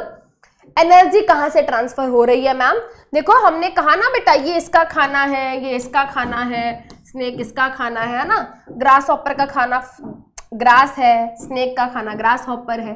तो कहने का मतलब ये भाई फूड चेन में फूड तो है ही, बट फूड के साथ एनर्जी भी तो है। ये इसका फूड बनेगा तो यहां से एनर्जी जाएगी इसकी बॉडी में, ये इसका फूड बनेगा तो इसकी एनर्जी जाएगी इसकी बॉडी में, ये इसका फूड बनेगा तो यहां से एनर्जी जाएगी इसकी बॉडी में। अब कितनी परसेंट एनर्जी आगे जाती है, कितनी परसेंट एनर्जी आगे जाती है, ये डिस्क्राइब करता है 10% लॉ। ठीक है, ये डिस्क्राइब करता है 10% लॉ। 10% लॉ ये कहता है कि केवल 10% एनर्जी जो है बेटा एक ट्रॉफिक लेवल से दूसरे ट्रॉफिक लेवल पे जाती है, और बाकी सब एनर्जी जो है वेस्ट हो जाती है हीट की फॉर्म में। ठीक है, चलो अब देखते हैं बेटा कहाँ जाती है, कैसे जाती है। देखो सबसे पहले प्रोड्यूसर खाना बनाएगा बेटा, प्रोड्यूसर खाना बनाएगा। प्रोड्यूसर खाना कैसे बनाता है, प्रोड्यूसर खाना बनाता है, प्लांट खाना किससे बनाता है बेटा, सनलाइट की मदद से बनाता है, क्योंकि मेन सोर्स ऑफ एनर्जी क्या है बेटा, सनलाइट ही है। आप इस बात को समझो, energy can neither be created can not be destroyed. उसको सिर्फ हम ट्रांसफॉर्म कर सकते हैं एक फॉर्म से दूसरी फॉर्म में। तो प्लांट्स भी वही करते हैं, प्लांट सोलर एनर्जी लेते हैं और उसको कन्वर्ट करते हैं फूड यानी कि केमिकल एनर्जी में, राइट। चलो अब यहां पे भी बेटा एक पॉइंट याद रखना, प्लांट्स, अगर हम टेरेस्ट्रियल इकोसिस्टम की बात करें, प्लांट्स को जितनी भी एनर्जी मिलती है ना सन से, वो केवल उसका 1%, केवल 1% यूज करते हैं खाना बनाने के लिए। बाकी और चीजें भी तो करनी है ना, बाकी और चीजें भी तो करनी है, रेस्पिरेशन भी करना है, रिप्रोडक्शन भी करना है, ट्रांसपोर्टेशन भी करना है, बहुत सारी चीजें करनी है। ठीक है, बहुत सारी चीजें करनी है। तो अगर हम बात करें प्लांट्स की, तो प्लांट्स सनलाइट से एनर्जी लेते हैं, ठीक है, और जितनी भी एनर्जी उन्होंने ली उसका केवल वो 1% यूज करते हैं। बट अभी उसको यहाँ पे ज्यादा कंफ्यूज नहीं करना है, तो उसको बात को छोड़ दो। अब हम स्टार्ट कर रहे हैं किससे, अब हम स्टार्ट कर रहे हैं 10% लॉ ऑफ एनर्जी ट्रांसफर से। अब 10% लॉ ऑफ एनर्जी ट्रांसफर ये कहता है कि मान लो इसके पास जितनी भी एनर्जी है फूड की फॉर्म में, मान लो इसके पास जितनी भी एनर्जी है, फॉर एग्जाम्पल मान लेते हैं बेटा इसके पास 4000 जूल है ना, किलो विलो छोड़ो, अभी याद रखो, मान लो इसके पास क्या है 4000 जूल एनर्जी है, प्रोड्यूसर के पास 4000 जूल एनर्जी है, और ये हमारा ट्रॉफिक लेवल 1 हो गया, ये ट्रॉफिक लेवल 2, ये ट्रॉफिक लेवल 3, ये ट्रॉफिक लेवल 4। तो हमारा 10% लॉ ये कहता है कि अगर इसके पास जितनी भी अमाउंट ऑफ एनर्जी है उसका केवल 10% ही क्या होगा, आगे जाएगा। तो 4000 जूल अगर इसके पास एनर्जी है और इस प्लांट को ये खाएगा, तो इसको केवल इस एनर्जी का 10% मिलेगा। तो 4000 का 10% क्या होगा भाई, डिवाइड कर दो 100 से, सॉरी है ना, आप इसको क्या कर दो बेटा 10 से डिवाइड कर दो। तो बेटा 4000 का 10% क्या होगा, 400 जूल। ठीक है, इसको केवल 400 जूल एनर्जी मिलेगी। ठीक है, इसको इससे केवल 10% एनर्जी मिली, केवल 10% एनर्जी का क्या हुआ, ट्रांसफर हुआ। यहां से केवल 10% एनर्जी आगे गई, तो 400 का 10% क्या है, 400 जूल। वैसे ही बेटा अब ध्यान से सुनना, यहां पे बच्चों को कंफ्यूजन हो जाती है। अब इस ट्रॉफिक लेवल पे कितनी एनर्जी है, T2 के पास कितनी एनर्जी है मैम, T2 के पास 400 जूल एनर्जी है। तो रेमंड ने क्या कहा भाई, 10% लॉ में उसने कहा कि किसी भी ट्रॉफिक लेवल पे जितनी भी एनर्जी होती है केवल उसका 10% ही आगे जाता है, केवल उसका 10%। बेटा यही टॉपिक है, थोड़ा टाइम लगाने वाला, तो उसको सुन लो, इसलिए आराम से बता रही हूं, प्यार से बता रही हूं, सुन लो। केवल 10% एनर्जी आगे जाएगी। वो ये कह रहा है कि मान लो किसी भी ट्रॉफिक लेवल पर जितनी भी एनर्जी है उसको फर्क नहीं पड़ता इधर कितनी है उधर कितनी है, नहीं, इसके पास जितनी है इसका केवल 10% आगे जाएगा। तो 400 का 10% क्या है भाई, 400 का 10% होगा 40 जूल। तो इसके पास केवल 40 जूल एनर्जी जाएगी सेकेंडरी कंज्यूमर के पास। 10% लॉ क्या कहता है, 10% लॉ कहता है कि किसी भी ट्रॉफिक लेवल पे जितनी भी एनर्जी है उसका केवल 10% आगे जाता है। तो अगर इसके पास 40 जूल एनर्जी है तो इसका केवल 10% ही क्या होगा, आगे जाएगा। दैट मीन्स कि इसको केवल 4 जूल एनर्जी ही मिलेगी, इसको केवल 4 जूल ही एनर्जी मिलेगी। यहां से हमने क्या सीखा, पहला पॉइंट हमने ये सीखा कि हर ट्रॉफिक लेवल पे क्या हो रहा है, केवल 10% एनर्जी ही आगे आगे आगे जा रही है। सेकंड पॉइंट हमने क्या सीखा, सेकंड पॉइंट हमने ये सीखा जैसे जैसे हम फूड चेन में आगे जाते हैं जो एनर्जी है, ओवरऑल जो एनर्जी है बहुत कम हो जाती है। यहाँ पे 400, यहाँ पे 4000 थी, यहाँ 400, यहाँ 40 या 4। तो कहने का मतलब यह है जैसे जैसे हम जाते हैं आगे हायर ट्रॉफिक लेवल पे एनर्जी का अमाउंट कम होता रहता है। तो फूड चेन में सबसे ज्यादा एनर्जी किसके पास होती है, प्रोड्यूसर्स के पास होती है। फूड चेन में सबसे कम एनर्जी किसके पास होती है, जो सबसे आखिरी वाला होगा। टर्शरी भी हो सकता है, मान लो क्वार्टरनरी हो तो उसके पास भी हो सकता है। तो कहने का मतलब यह है जो फर्स्ट ट्रॉफिक लेवल होता है T1 उसके पास सबसे ज्यादा एनर्जी होती है, जो आखिरी ट्रॉफिक लेवल होता है T4 उसके पास क्या होगी, सबसे कम होगी। अगर इस फूड चेन में मान लो T5 भी होता तो फिर उसके पास सबसे कम होती। ठीक है, तो दूसरा पॉइंट हमारा ये हो गया। पहला पॉइंट क्या हो गया, एनर्जी क्या हो रही है, एनर्जी हर ट्रॉफिक लेवल पे कम हो रही है। ठीक है, पहला पॉइंट ये हो गया कि हर ट्रॉफिक लेवल पे सिर्फ केवल 10% एनर्जी क्या हो रही है, ट्रांसफर हो रही है। दूसरा पॉइंट ये हो गया कि एनर्जी धीरे धीरे धीरे कम हो जाती है, ठीक है, डिक्रीज हो रही है। तीसरा पॉइंट ये हो गया सबसे ज्यादा एनर्जी प्रोड्यूसर के पास होती है और सबसे कम एनर्जी टर्शरी कंज्यूमर के पास या क्वार्टरनरी कंज्यूमर जो भी होगा उसके पास होगी, यानी कि टॉप ट्रॉफिक लेवल पे जो भी होगा उसके पास होगी। ठीक है, चलिए उसके अलावा बेटा एनर्जी फ्लो के बारे में बात कर रहे हैं तो ये भी याद रखना बेटा, एनर्जी हमेशा प्रोड्यूसर से प्राइमरी, प्राइमरी से सेकेंडरी, सेकेंडरी से टर्शरी पे जाती है। कभी ऐसा नहीं होता कि घास फूस बोले ग्रास हॉपर को कि मेरी एनर्जी वापस कर, नहीं, जो एनर्जी का ट्रांसफर है वो क्या है, यूनिडायरेक्शनल है। एक ही डायरेक्शन में क्या होती है, एनर्जी का ट्रांसफर होता है। कभी भी सनलाइट ये नहीं बोलती मेरी एनर्जी वापस कर, प्लांट को कभी ये नहीं बोलेगी, है ना। ग्रास हॉपर ये नहीं बोलेगा अरे भाई तूने मुझे खा लिया था उस दिन, प्लीज मेरी एनर्जी वापस कर, नो, राइट। तो यूनिडायरेक्शनल फ्लो है एनर्जी का। अब बेटा कहानी यहाँ पे खत्म नहीं होती, ऐसे कैसे तुमको जाने दूं, क्वेश्चन प्रैक्टिस कराए बिना नहीं जाने दूंगी। ठीक है, चलो अब बेटा जल्दी से बताओ इस क्वेश्चन का आंसर। वो कह रहा है एक फूड चेन है जिसमें प्रोड्यूसर के पास कितनी एनर्जी है, 6000 जूल। ठीक है, प्रोड्यूसर के पास कितनी एनर्जी है, 6000 जूल एनर्जी है। ठीक है, अब बेटा वो कह रहा है कि आप बताओ कि सेकेंडरी कंज्यूमर के पास कितनी एनर्जी होगी।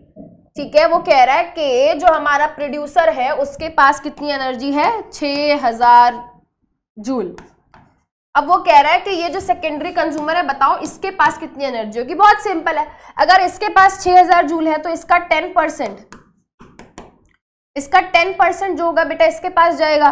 तो 6000 का 10% हो गया 600 जूल। अब 600 जूल का 10% इसको मिलेगा। ठीक है, 600 जूल का 10% इसको मिलेगा तो 600 का 10% क्या हो गया, 60 जूल। 60 जूल जो होगा बेटा इसका आंसर हो जाएगा, राइट। तो ये पॉइंट भाई याद रखना, क्या केवल 10% एनर्जी आगे जाती है, केवल 10% एनर्जी, केवल 10% एनर्जी। ठीक है, ये पॉइंट याद रखना। ऐसे ही बेटा इतने इजी क्वेश्चन तो देखो नहीं आने वाले पेपर में, इस तरीके के क्वेश्चन आएंगे। ठीक है, इस तरीके के क्वेश्चन आएंगे। क्वेश्चन क्या कह रहा है, in the given food chain suppose करो जो सेकेंडरी कंज्यूमर है। अब सेकेंडरी कंज्यूमर कौन है भाई इसमें, ये T1 है। ये T2 है, ये T3 है, ये प्रोड्यूसर है, ये प्राइमरी कंज्यूमर है ना। ये क्या हो गया, ये प्रोड्यूसर हो गया, ये प्राइमरी कंज्यूमर हो गया, ये सेकेंडरी कंज्यूमर हो गया। शॉर्ट फॉर्म में लिख दिया है बेटा, है ना, शॉर्ट फॉर्म में लिख दिया है, producer, primary consumer, secondary consumer. अब वो ये कह रहा है कि सेकेंडरी कंज्यूमर के पास मान लो 45 किलो जूल क्या है, एनर्जी है। तो वो कह रहा है बताओ प्रोड्यूसर के पास कितनी एनर्जी होगी। अरे मैम इजी करके मुश्किल क्वेश्चन बता दिया। अरे कुछ मुश्किल नहीं है, बहुत इजी है। वो कह रहा है कि इसके पास कितनी एनर्जी है, 45 किलो जूल। दैट मीन्स के इसको इससे सिर्फ 10% एनर्जी मिली है। अगर इसके पास 45 आया है तो दैट मीन्स इसके पास 450 किलो जूल एनर्जी रही होगी, तभी तो इसने अपना 10% इसको दिया, राइट। अगर इसको 450 मिली है तो इसको केवल 10% मिली होगी, इसको केवल 10% मिली होगी, राइट। तो ये 450 किलो जूल 10% होगा किसका, 4500 किलो जूल, 4500 किलो जूल, है ना। तो आप ऐसे सोचो बेटा, 4500 किलो जूल का 10% इसको मिला होगा 450, और 450 का 10% इसको मिला होगा 45। तो आंसर हो गया बेटा हमारा 4500 किलो जूल, है ना। तो ये क्या हो गया, हमारा आंसर हो गया। ठीक है भाई, इस तरीके के क्वेश्चन आएंगे, ठीक है, इस तरीके के क्वेश्चन आएंगे। अब ये क्या है बेटा, ये तुम्हारा होमवर्क क्वेश्चन का आंसर है। मुझे इस क्वेश्चन का आंसर चाहिए, ठीक है। वो कह रहा है कि मान लो 100 जूल एनर्जी अवेलेबल है सेकेंडरी कंज्यूमर के पास, ठीक है।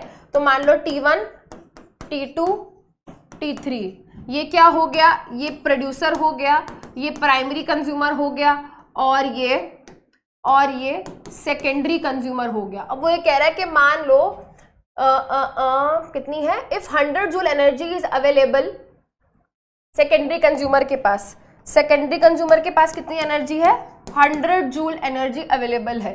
और वो कह रहा है कि वो कह रहा है कि 100 जूल एनर्जी अवेलेबल है सेकेंडरी कंज्यूमर के पास फूड चेन में, तो कितनी एनर्जी अवेलेबल होगी 4th ट्रॉफिक लेवल पे। तो भाई 4th ट्रॉफिक लेवल तो ये हो गया, यानी कि टर्शरी कंज्यूमर के पास कितनी एनर्जी होगी भाई, इसका केवल 10%, है ना। तो 100 का 10% क्या हो गया, 10 जूल। आंसर ऑप्शन ए हो। ओ माय गॉड, ये तो होमवर्क था, ये तो होमवर्क था गाइस, ये तो होमवर्क था। सॉरी गाइस, चलो क्या कर सकते हैं, इट्स ओके। बट समझ आ गया बेटा किस तरीके के क्वेश्चंस आएंगे, है ना। देखो क्या मतलब टीचर चाहता है कि बच्चे को कोई दुख ना हो, बच्चे को बस करा दे सब कुछ, है ना। और बच्चे इतने नालायक है, कुछ करके खुश नहीं है। चलो, है ना। चलिए बेटा इस क्वेश्चन का आंसर दीजिए।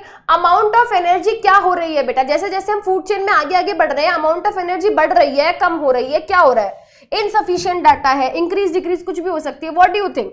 तो भाई अमाउंट ऑफ एनर्जी क्या हो रहा है बेटा, धीरे धीरे कम हो रही है ना, 10% लॉ हमने देखा। तो अमाउंट ऑफ एनर्जी जो है बेटा इट इज एक्चुअली डिक्रीजिंग, ठीक है। अमाउंट ऑफ एनर्जी हो रही है decrease. Now let us move to the next topic, जो कि है हमारा फूड वेब। फूड वेब कुछ नहीं है बेटा, देखो अब जीवन ना बेटा उस हिसाब से नहीं चलता जैसे हम चाहते हैं, ठीक है। वैसे ही बेटा इन्वायरमेंट में अगर हम जाएं तो इन्वायरमेंट में अलग अलग तरीके के क्या है, ऑर्गेनिजम्स हैं। कोई बैठ के यूं नहीं वेट करता कि आएगा कोई मुझे खाएगा, मैं तो सिर्फ स्नेक से ही खिलाऊंगा खुद को, तुम नहीं खा सकते मुझे, नहीं भाई, सबको खाना चाहिए। सब अपने लिए क्या कर रहे हैं बेटा, फाइट मार रहे हैं, सिर्फ तुम ही नहीं मार रहे, है ना। तो ऑर्गेनिजम्स बेटा ये नहीं वेट करते और ये तो वो वाली फूड चेन है, हम नहीं खा रहे उसको, ये तो उसका खाना है। अरे नहीं भाई, सब एक दूसरे को खाने में लगे पड़े हैं, वहां पे जो मिल जाए वो बढ़िया। तो बेटा नेचर में अगर हम देखें तो फूड वेब्स क्या है, ज्यादा एक प्रैक्टिकल चीज है। फूड वेब्स जो है बेटा ज्यादा प्रैक्टिकल चीज है। अब ये ग्रास हॉपर बेटा ये क्या है बेटा, ये वेट नहीं करेगा कि नहीं नहीं नहीं नहीं फ्रॉगी खाएगा मेरे को, रैट तू नहीं खा सकता। अरे भाई जिसके हाथ पहले लग गया वो खा जाएगा इसको, समझ रहे हो बेटा, समझ रहे हो। What I am trying to slay, I am slay, yes I am slay, I slay all the time, ठीक है। What I am trying to say, समझ गए। तो कहने का मतलब ये है बेटा फूड वेब मतलब इंटरकनेक्टेड इंटरलिंक्ड फूड चेन, ठीक है, इंटरलिंकिंग फूड चेन, ठीक है। अब ये जो फूड चेन फूड वेब का इतना सारा जो हमने चीजें पढ़ी, फटाफट से क्या करते हैं बेटा, यहाँ पे देखते हैं कि एनसीईआरटी क्या कह रही है, ठीक है। अब वो ये कह रहा है कि ऑर्गेनिजम्स जो होते हैं बेटा फीड करते हैं एक दूसरे के ऊपर। इसी सीरीज ऑर्गेनिजम्स की जो सीरीज है इसी को हम क्या बोलते हैं बेटा, फूड चेन बोलते हैं। फूड चेन में हर स्टेप या हर लेवल जो होता है बेटा उसको ट्रॉफिक लेवल कहा जाता है। ऑटोट्रॉफ्स जो है बेटा वो प्रोड्यूसर्स की तरह काम करते हैं और वो फर्स्ट ट्रॉफिक लेवल पे होते हैं। ये क्या करते हैं बेटा, सोलर एनर्जी को यूज करते हैं और खाना बनाते हैं हेटेरोट्रॉफ्स और कंज्यूमर्स के लिए। हर्बीवोर्स को प्राइमरी कंज्यूमर्स कह सकते हैं क्योंकि वो प्लांट्स को खाते हैं, प्लांट्स को खाने वाले प्राइमरी कंज्यूमर्स हो गए। वैसे ही बेटा सेकंड, ठीक है, वैसे ही सेकंड पोजीशन पे सेकंड कंज्यूमर्स हो गए बेटा छोटे छोटे कार्निवोर्स, ठीक है, secondary consumers, third large carnivores, tertiary consumers, fourth trophic level. ठीक है, समझ आया इसने क्या कहा? इसने कहा कि अगर हम फूड चेन में अलग अलग ट्रॉफिक लेवल को देखें तो पहले ट्रॉफिक लेवल पे प्रोड्यूसर है, दूसरे ट्रॉफिक लेवल पर प्राइमरी कंज्यूमर है जो कि हर्बीवोर्स होते हैं। हर्बीवोर्स एनिमल्स हैं, इन एनिमल्स को कोई और एनिमल खाएगा, जनरली कोई छोटे साइज का कार्निवोर होता है, ठीक है, जो कि क्या हो गई, थर्ड पोजीशन हो गई। वैसे कह रहा है फोर्थ फिफ्थ ऐसे ऐसे अलग अलग पोजीशंस होती हैं, अलग अलग ट्रॉफिक लेवल होते हैं। ठीक है, we know that food we eat act as fuel. वो कह रहा है जो भी खाना हम खाते हैं वो एक फ्यूल की तरह, एनर्जी की तरह, एनर्जी देने का काम करता है। इसलिए क्या है बेटा, इंट्रैक्शंस देखने को मिलती हैं अलग अलग कंपोनेंट में। जैसे कि हमने फ्लो ऑफ एनर्जी की बात करी है ना, एक सिस्टम से दूसरे सिस्टम में एनर्जी का फ्लो होता है। जैसे कि अगर हम बात करें ऑटोट्रॉफ्स जो है बेटा एबायोटिक कंपोनेंट, सनलाइट को यूज करते हैं और उसको कन्वर्ट करते हैं केमिकल एनर्जी में। ये एनर्जी क्या करती है, सपोर्ट करती है लिविंग ऑर्गेनिजम्स की सारी एक्टिविटीज को। उसमें से एक एक्टिविटी है खाना बनाने की, ठीक है, फोटोसिंथेसिस की। ऑटोट्रॉफ्स की बेटा जो एनर्जी है वो कहाँ, हेटेरोट्रॉफ्स में जाती है। हेटेरोट्रॉफ्स जब डिकम्पोज होते हैं तो डिकम्पोजर्स की बॉडी में भी जाती है। हाउएवर अगर हम पिछले वाले, अरे यार सोर्सेज ऑफ एनर्जी की बात कहाँ से होने लगी, वो कह रहा है एनर्जी क्या है बेटा, सिर्फ चेंज हो सकती है ना, एक फॉर्म से दूसरी फॉर्म में। थोड़ी बहुत एनर्जी क्या होती है, लॉस्ट भी होती है। ठीक है, तो फ्लो ऑफ एनर्जी जो है बेटा इन्वायरमेंट में वो हम क्या करेंगे, हम पढ़ने वाले हैं। हमने पढ़ लिया है भाई 10% लॉ। अब वो ये कह रहा है कैसे होता है एनर्जी का फ्लो।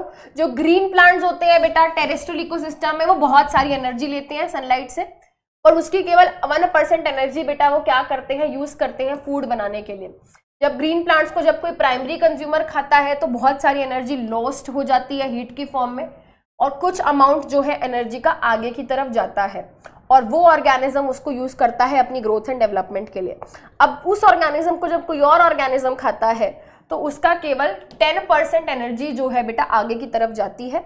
ठीक है, एंड सो ऑन बेटा, इस तरीके से कंज्यूमर्स को आगे आगे एनर्जी मिलती रहती है। ठीक है, तो 10% can be taken as the average value, ठीक है, एनर्जी का जो ट्रांसफर हो रहा है हर स्टेप पे। ठीक है, और वो कंज्यूमर को केवल 10% एनर्जी मिलती है। ठीक है, चलिए अब वो ये कह रहा है since little energy is available for the next level of consumer, food chain generally consist of only 3 to 4 step. बहुत इंपॉर्टेंट पॉइंट है। हमने क्या देखा, हमने देखा कि भाई केवल 10% एनर्जी आगे जा रही है, केवल 10% एनर्जी ही आगे जा रही है। यानी कि जैसे जैसे आगे बढ़ रही है वैसे वैसे क्या हो रहा है, बहुत ही कम एनर्जी क्या रह रही है, आखिरी में रह रही है। इसलिए आप देखोगे बेटा फूड चेन में सिर्फ 3 से 4 लेवल्स या स्टेप्स ही होते हैं। ठीक है, क्यों? क्योंकि आखिरी तक आते आते आते आते एनर्जी इतनी कम हो गई है कि वो एनर्जी क्या है, काफी नहीं है टू सस्टेन लाइफ, है ना। आखिरी में कितनी कम एनर्जी रह गई है और इतनी एनर्जी काफी नहीं है। क्यों भाई? क्योंकि उस एनर्जी की मदद से बॉडी को ग्रो भी करना है, डेवलप भी करना है, डाइजेशन भी करना है, ट्रांसपोर्टेशन भी करना है, रिप्रोडक्शन भी करना है, ना जाने क्या क्या करना है। तो एनर्जी बहुत कम रह गई है आखिरी तक रहते रहते। ठीक है, इसलिए आप देखोगे फूड चेन में केवल 3 to 4 स्टेप्स ही रह जाते हैं। ठीक है, चलो यहाँ पे बेटा ये पॉइंट है, ये इंपॉर्टेंट है बेटा, ये पॉइंट है ना, ये दिस इज इंपॉर्टेंट पॉइंट है ना, इंपॉर्टेंट पॉइंट, ये क्वेश्चन आता है पेपर में। वो कह रहा है कि लॉस ऑफ एनर्जी बहुत ज्यादा है हर स्टेप पे, जिसकी वजह से आखिरी में बहुत ही कम यूजेबल एनर्जी क्या है, रिमेन रह जाती है 4th ट्रॉफिक लेवल के बाद। ठीक है, अब वो ये कह रहा है कि अगर हम देखें फूड चेन में तो जो नीचे वाले ट्रॉफिक लेवल्स होते हैं वहां पे काफी ज्यादा इंडिविजुअल्स प्रेजेंट होते हैं। जैसे कि भाई अगर हम प्रोड्यूसर लेवल पे देखें तो इकोसिस्टम में कितने सारे प्रोड्यूसर्स हैं, नंबर्स की फॉर्म में। प्लांट, एक इकोसिस्टम के अंदर तुम्हें कितने प्लांट्स देखने को मिलेंगे मैम, बहुत सारे। प्लांट को ग्रास हॉपर ने खाया तो आपको बहुत सारे ग्रास हॉपर देखने को मिल जाएंगे। ग्रास हॉपर को मान लो बेटा स्नेक ने खा लिया तो स्नेक आपको बहुत सारे देखने को मिलते हैं, नहीं। ठीक है, वैसे ही बेटा अगर मैं प्लांट, डियर या लायन का एग्जांपल लूं तो आपको जंगल में प्लांट तो बहुत देखने को मिलेंगे, आपको डियर भी बहुत देखने को मिल जाएंगे पर प्लांट से कम। और लायन क्या ऐसे पड़े पड़े घूम रहे हैं? नहीं, लायन तो बहुत कम होते हैं। तो वो कह रहा है जैसे जैसे हम फूड चेन में आगे बढ़ते हैं तो जो नंबर है इंडिविजुअल्स का वो क्या होता है? कम होता है, वो ये बोल रहा है। ठीक है, तो बेटा जो ग्रेटेस्ट नंबर है वो किसका होता है? प्रोड्यूसर्स का। अब वो ये कह रहा है जो लेंथ है और कॉम्प्लेक्सिटी है फूड चेन की वो बहुत ही वेरी करती है। हर ऑर्गेनिज्म, ठीक है, हर ऑर्गेनिज्म को एक या एक से ज्यादा ऑर्गेनिजम्स खा सकते हैं। ग्रास हॉपर को रैट भी खा सकता है, ठीक है, ग्रास हॉपर को कोई हो सकता है कोई बर्ड खा जाए, ग्रास हॉपर को हो सकता है कोई स्नेक खा जाए, ये कुछ भी हो सकता है। ठीक है, तो they are eaten by several other organism. So instead of straight food chain जो रिलेशनशिप होता है बेटा वो ज्यादा क्या होता है एनवायरमेंट में, हमें फूड वेब देखने को मिलता है। ठीक है, फूड वेब देखने को मिलता है। उसके अलावा बेटा from the energy flow diagram, ठीक है, अगर हम ये वाला डायग्राम देखें तो देखो बेटा सनलाइट, बहुत ज्यादा एनर्जी, प्रोड्यूसर्स को सनलाइट मिली, एनर्जी थोड़ी कम है उनके पास। हर्बीवोर्स ने प्रोड्यूसर को खाया और कम एनर्जी, कार्निवोर्स के पास और कम एनर्जी, कम एनर्जी। तो जैसे जैसे आगे बढ़ते हैं बेटा एनर्जी क्या होती है? कम हो जाती है। पहली चीज यूनिडायरेक्शनल है, ठीक है, एनर्जी कैप्चर जो करते हैं ऑटोट्रॉप्स वो वापस नहीं जाती, रिवर्ट वापस नहीं जाती। ठीक है, वो हर्बीवोर्स के पास चली गई तो वापस ऑटोट्रॉप्स के पास नहीं आएगी, वो प्रोग्रेसिवली क्या होती है बेटा अलग अलग ट्रॉफिक लेवल पे जाती है और प्रीवियस लेवल के पास नहीं रहती।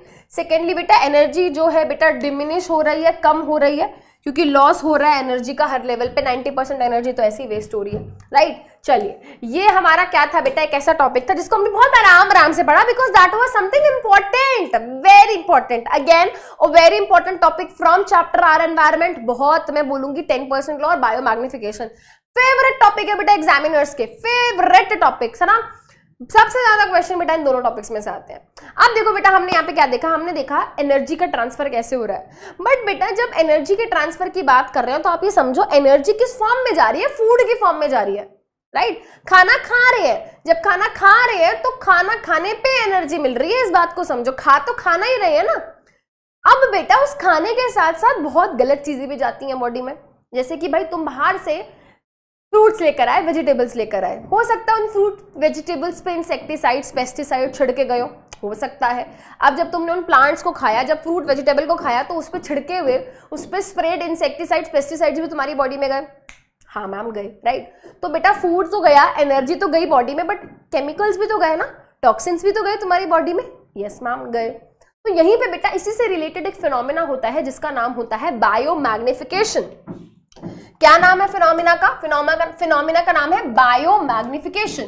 बायो मतलब लिविंग, मैग्निफिकेशन मतलब मैग्नीफाई करके दिखाओ, बड़ा करके दिखाओ, यानी कि बढ़ गया, कुछ बढ़ गया, कुछ इंक्रीज हो गया। मैम एनर्जी तो डिक्रीज हो रही थी, यस यहाँ पे बढ़ेगा, है ना, यहाँ पे बढ़ेगा। देखते हैं बेटा व्हाट इज बायोमैग्निफिकेशन। बायोमैग्निफिकेशन एक फिनोमिना होता है जिसमें हम ये बोलते हैं कि किसी भी फूड चेन में जब कोई फूड आगे आगे आगे जा खाता है ना, प्लांट्स को फिश ने खाया, फिश को बड़ी फिश ने खाया, बड़ी फिश को ह्यूमंस ने खाया।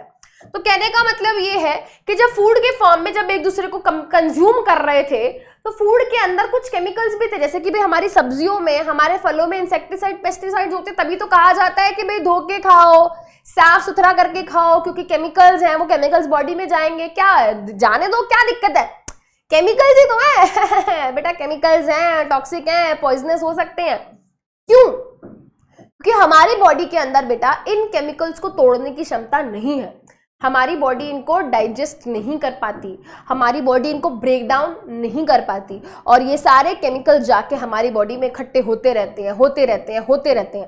हमारी बॉडी के अंदर जब ये इकट्ठे होंगे तो ये टॉक्सिन्स इकट्ठे होने के बाद हमारे ऑर्गन्स को डैमेज करेंगे, है ना, हमारी ब्लड वेसल्स को, हमारे ऑर्गन्स को, हमारे पूरे मैकेनिज्म को क्या करेंगे? हार्म करेंगे, खराब करेंगे।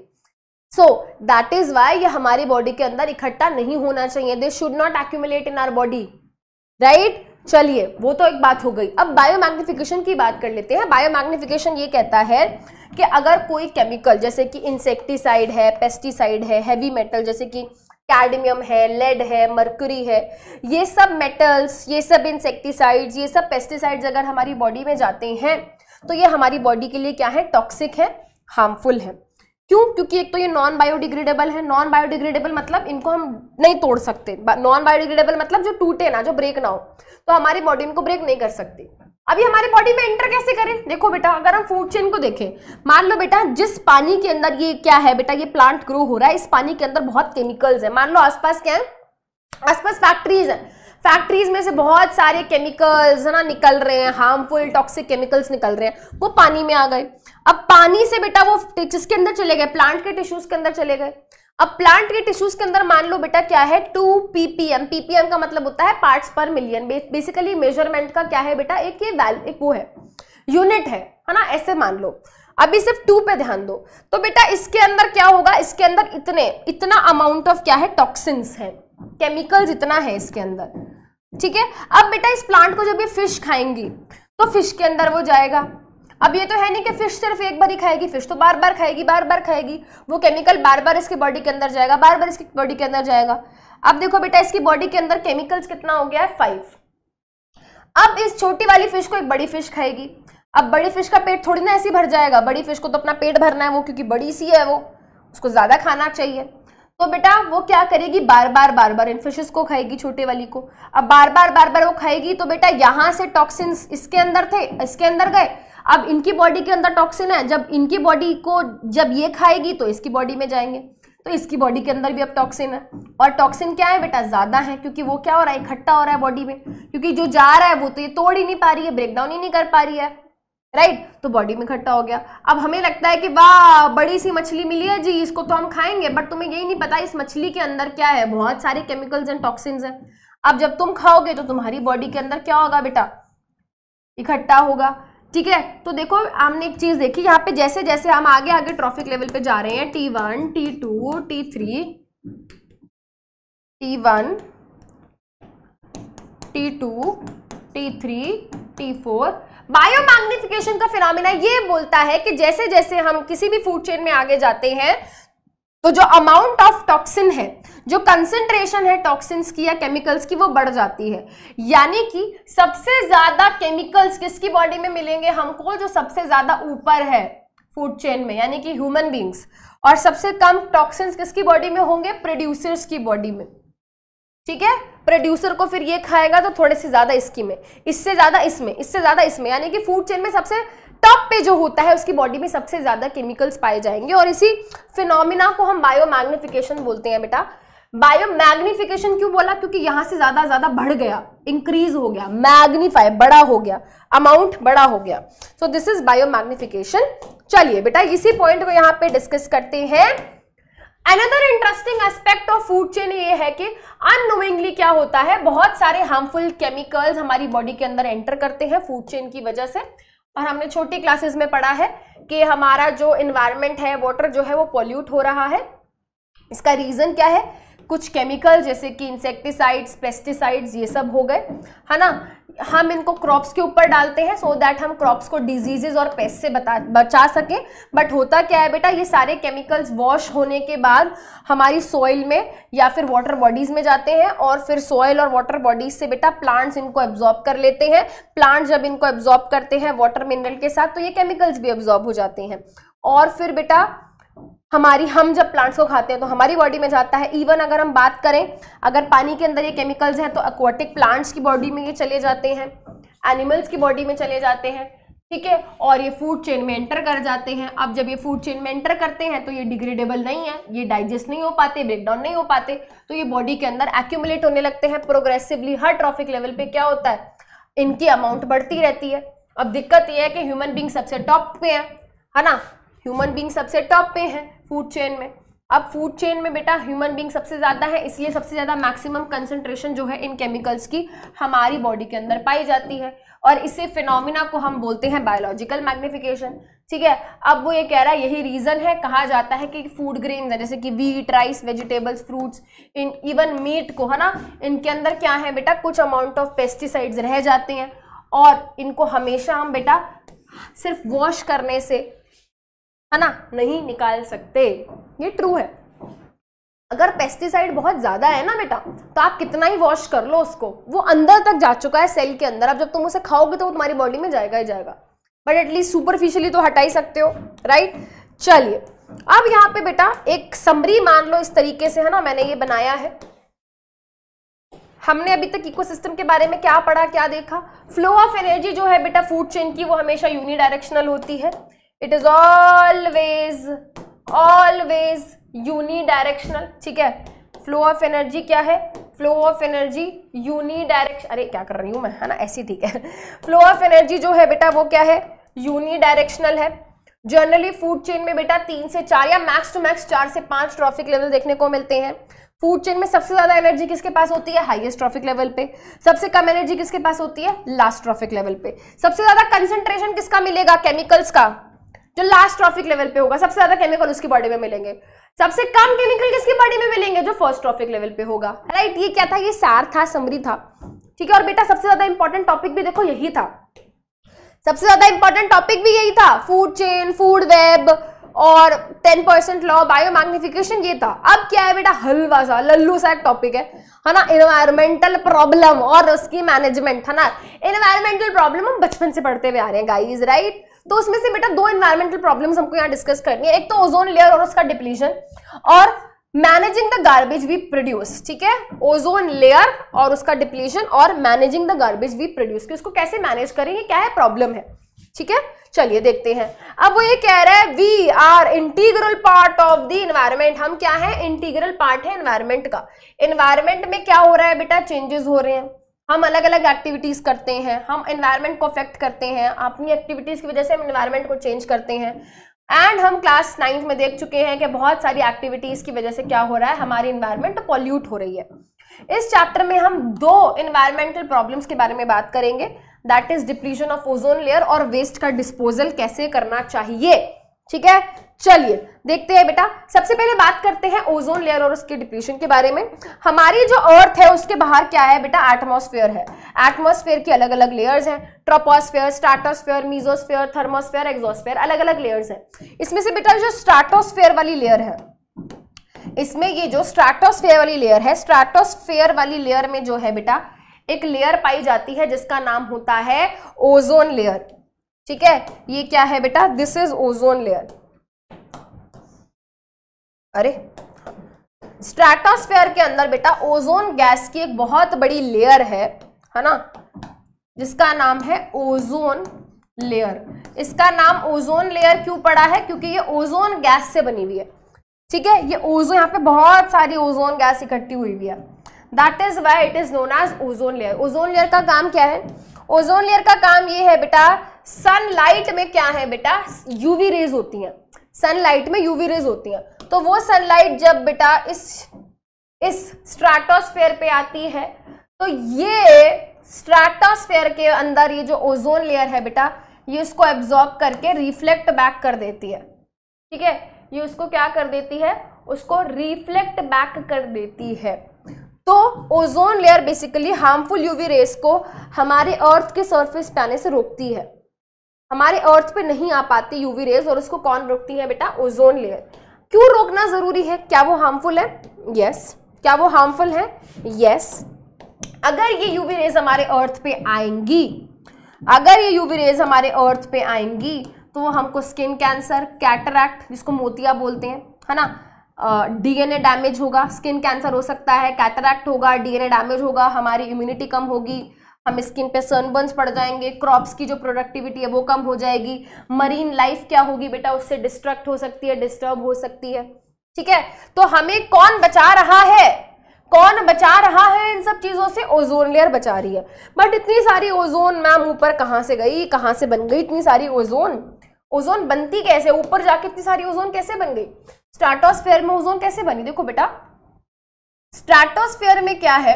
स्ट्रेटोस्फेयर में क्या है भाई? देखो, ऑक्सीजन, ऑक्सीजन, ठीक है।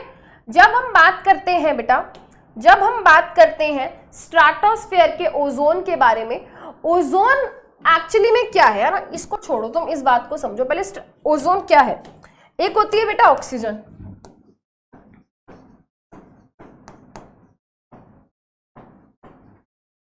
ठीक है, और फिर होता है बेटा O3 जिसको हम बोलते हैं ओजोन, ठीक है।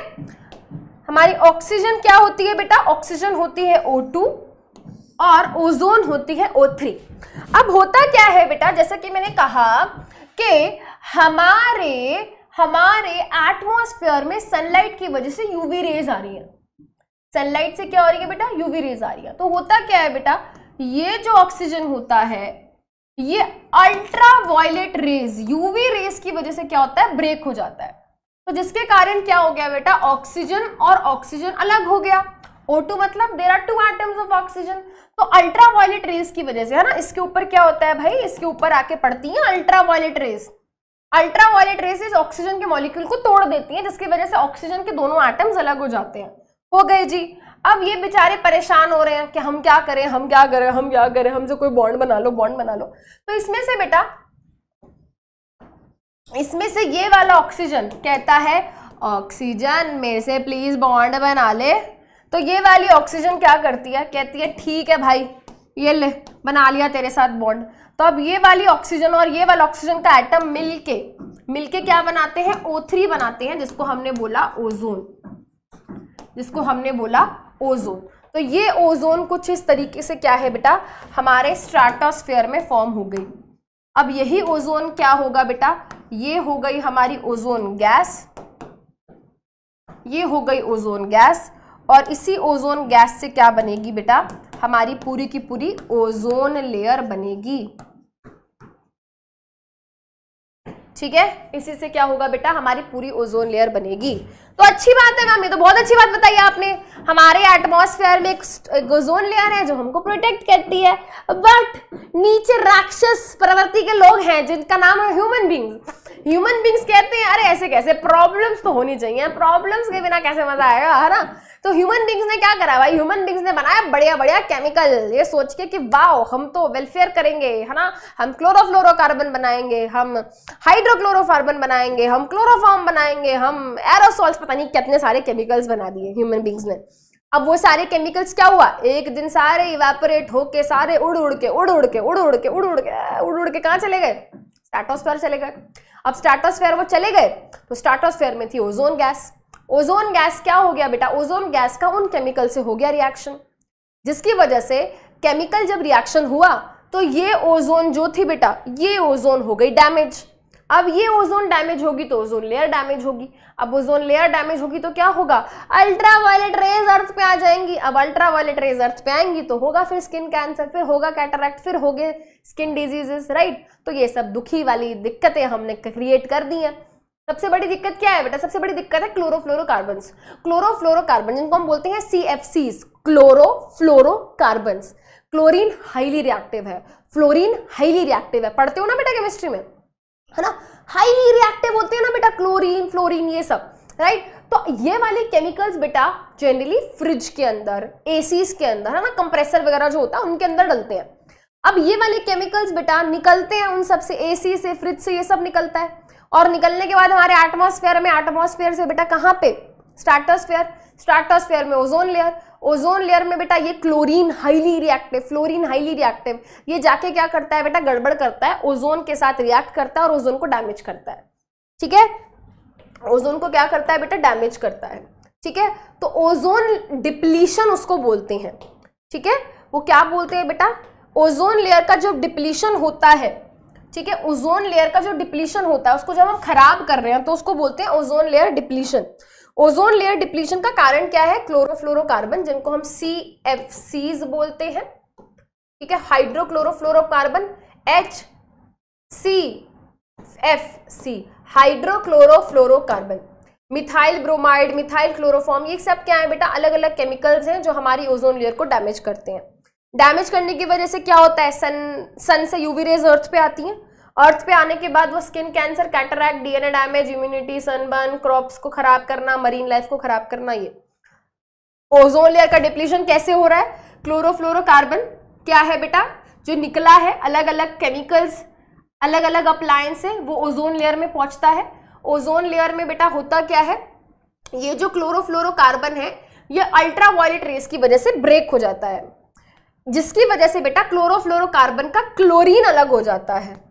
अब क्लोरीन कहता है मैं तो रिएक्टिव हूं, मैं तो रिएक्टिव हूं, मैं तो रिएक्शन करूंगा। तो क्लोरीन भाई साहब जी टिकते नहीं है।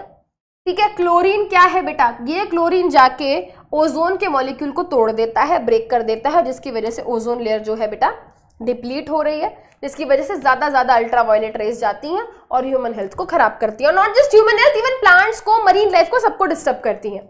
ठीक है, अब इसका मैम कुछ करो, मैम ये तो बड़ा हार्मफुल है, मैम कुछ करो। अरे भाई हम क्या, बहुत सालों से क्या चल रहे हैं बेटा, अलग अलग प्रोग्राम्स, अलग अलग इनिशिएटिव्स करे गए हैं। ठीक है, उसमें से बेटा एक बहुत ही फेमस इनिशिएटिव है जिसको हम क्या बोलते हैं, जिसको हम बोलते हैं मॉन्ट्रियल प्रोटोकॉल, जिसको हम बोलते हैं मॉन्ट्रियल प्रोटोकॉल।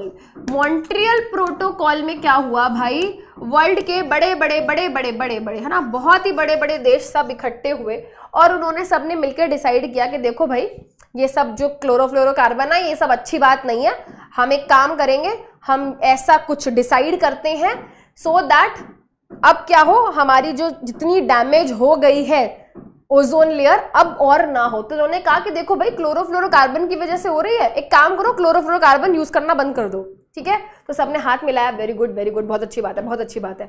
सबने कहा कि भी आज से हम क्या करेंगे, क्लोरोफ्लोरोकार्बन की यूज को कम कर देंगे और धीरे धीरे हम उसको यूज ही करना बंद कर देंगे।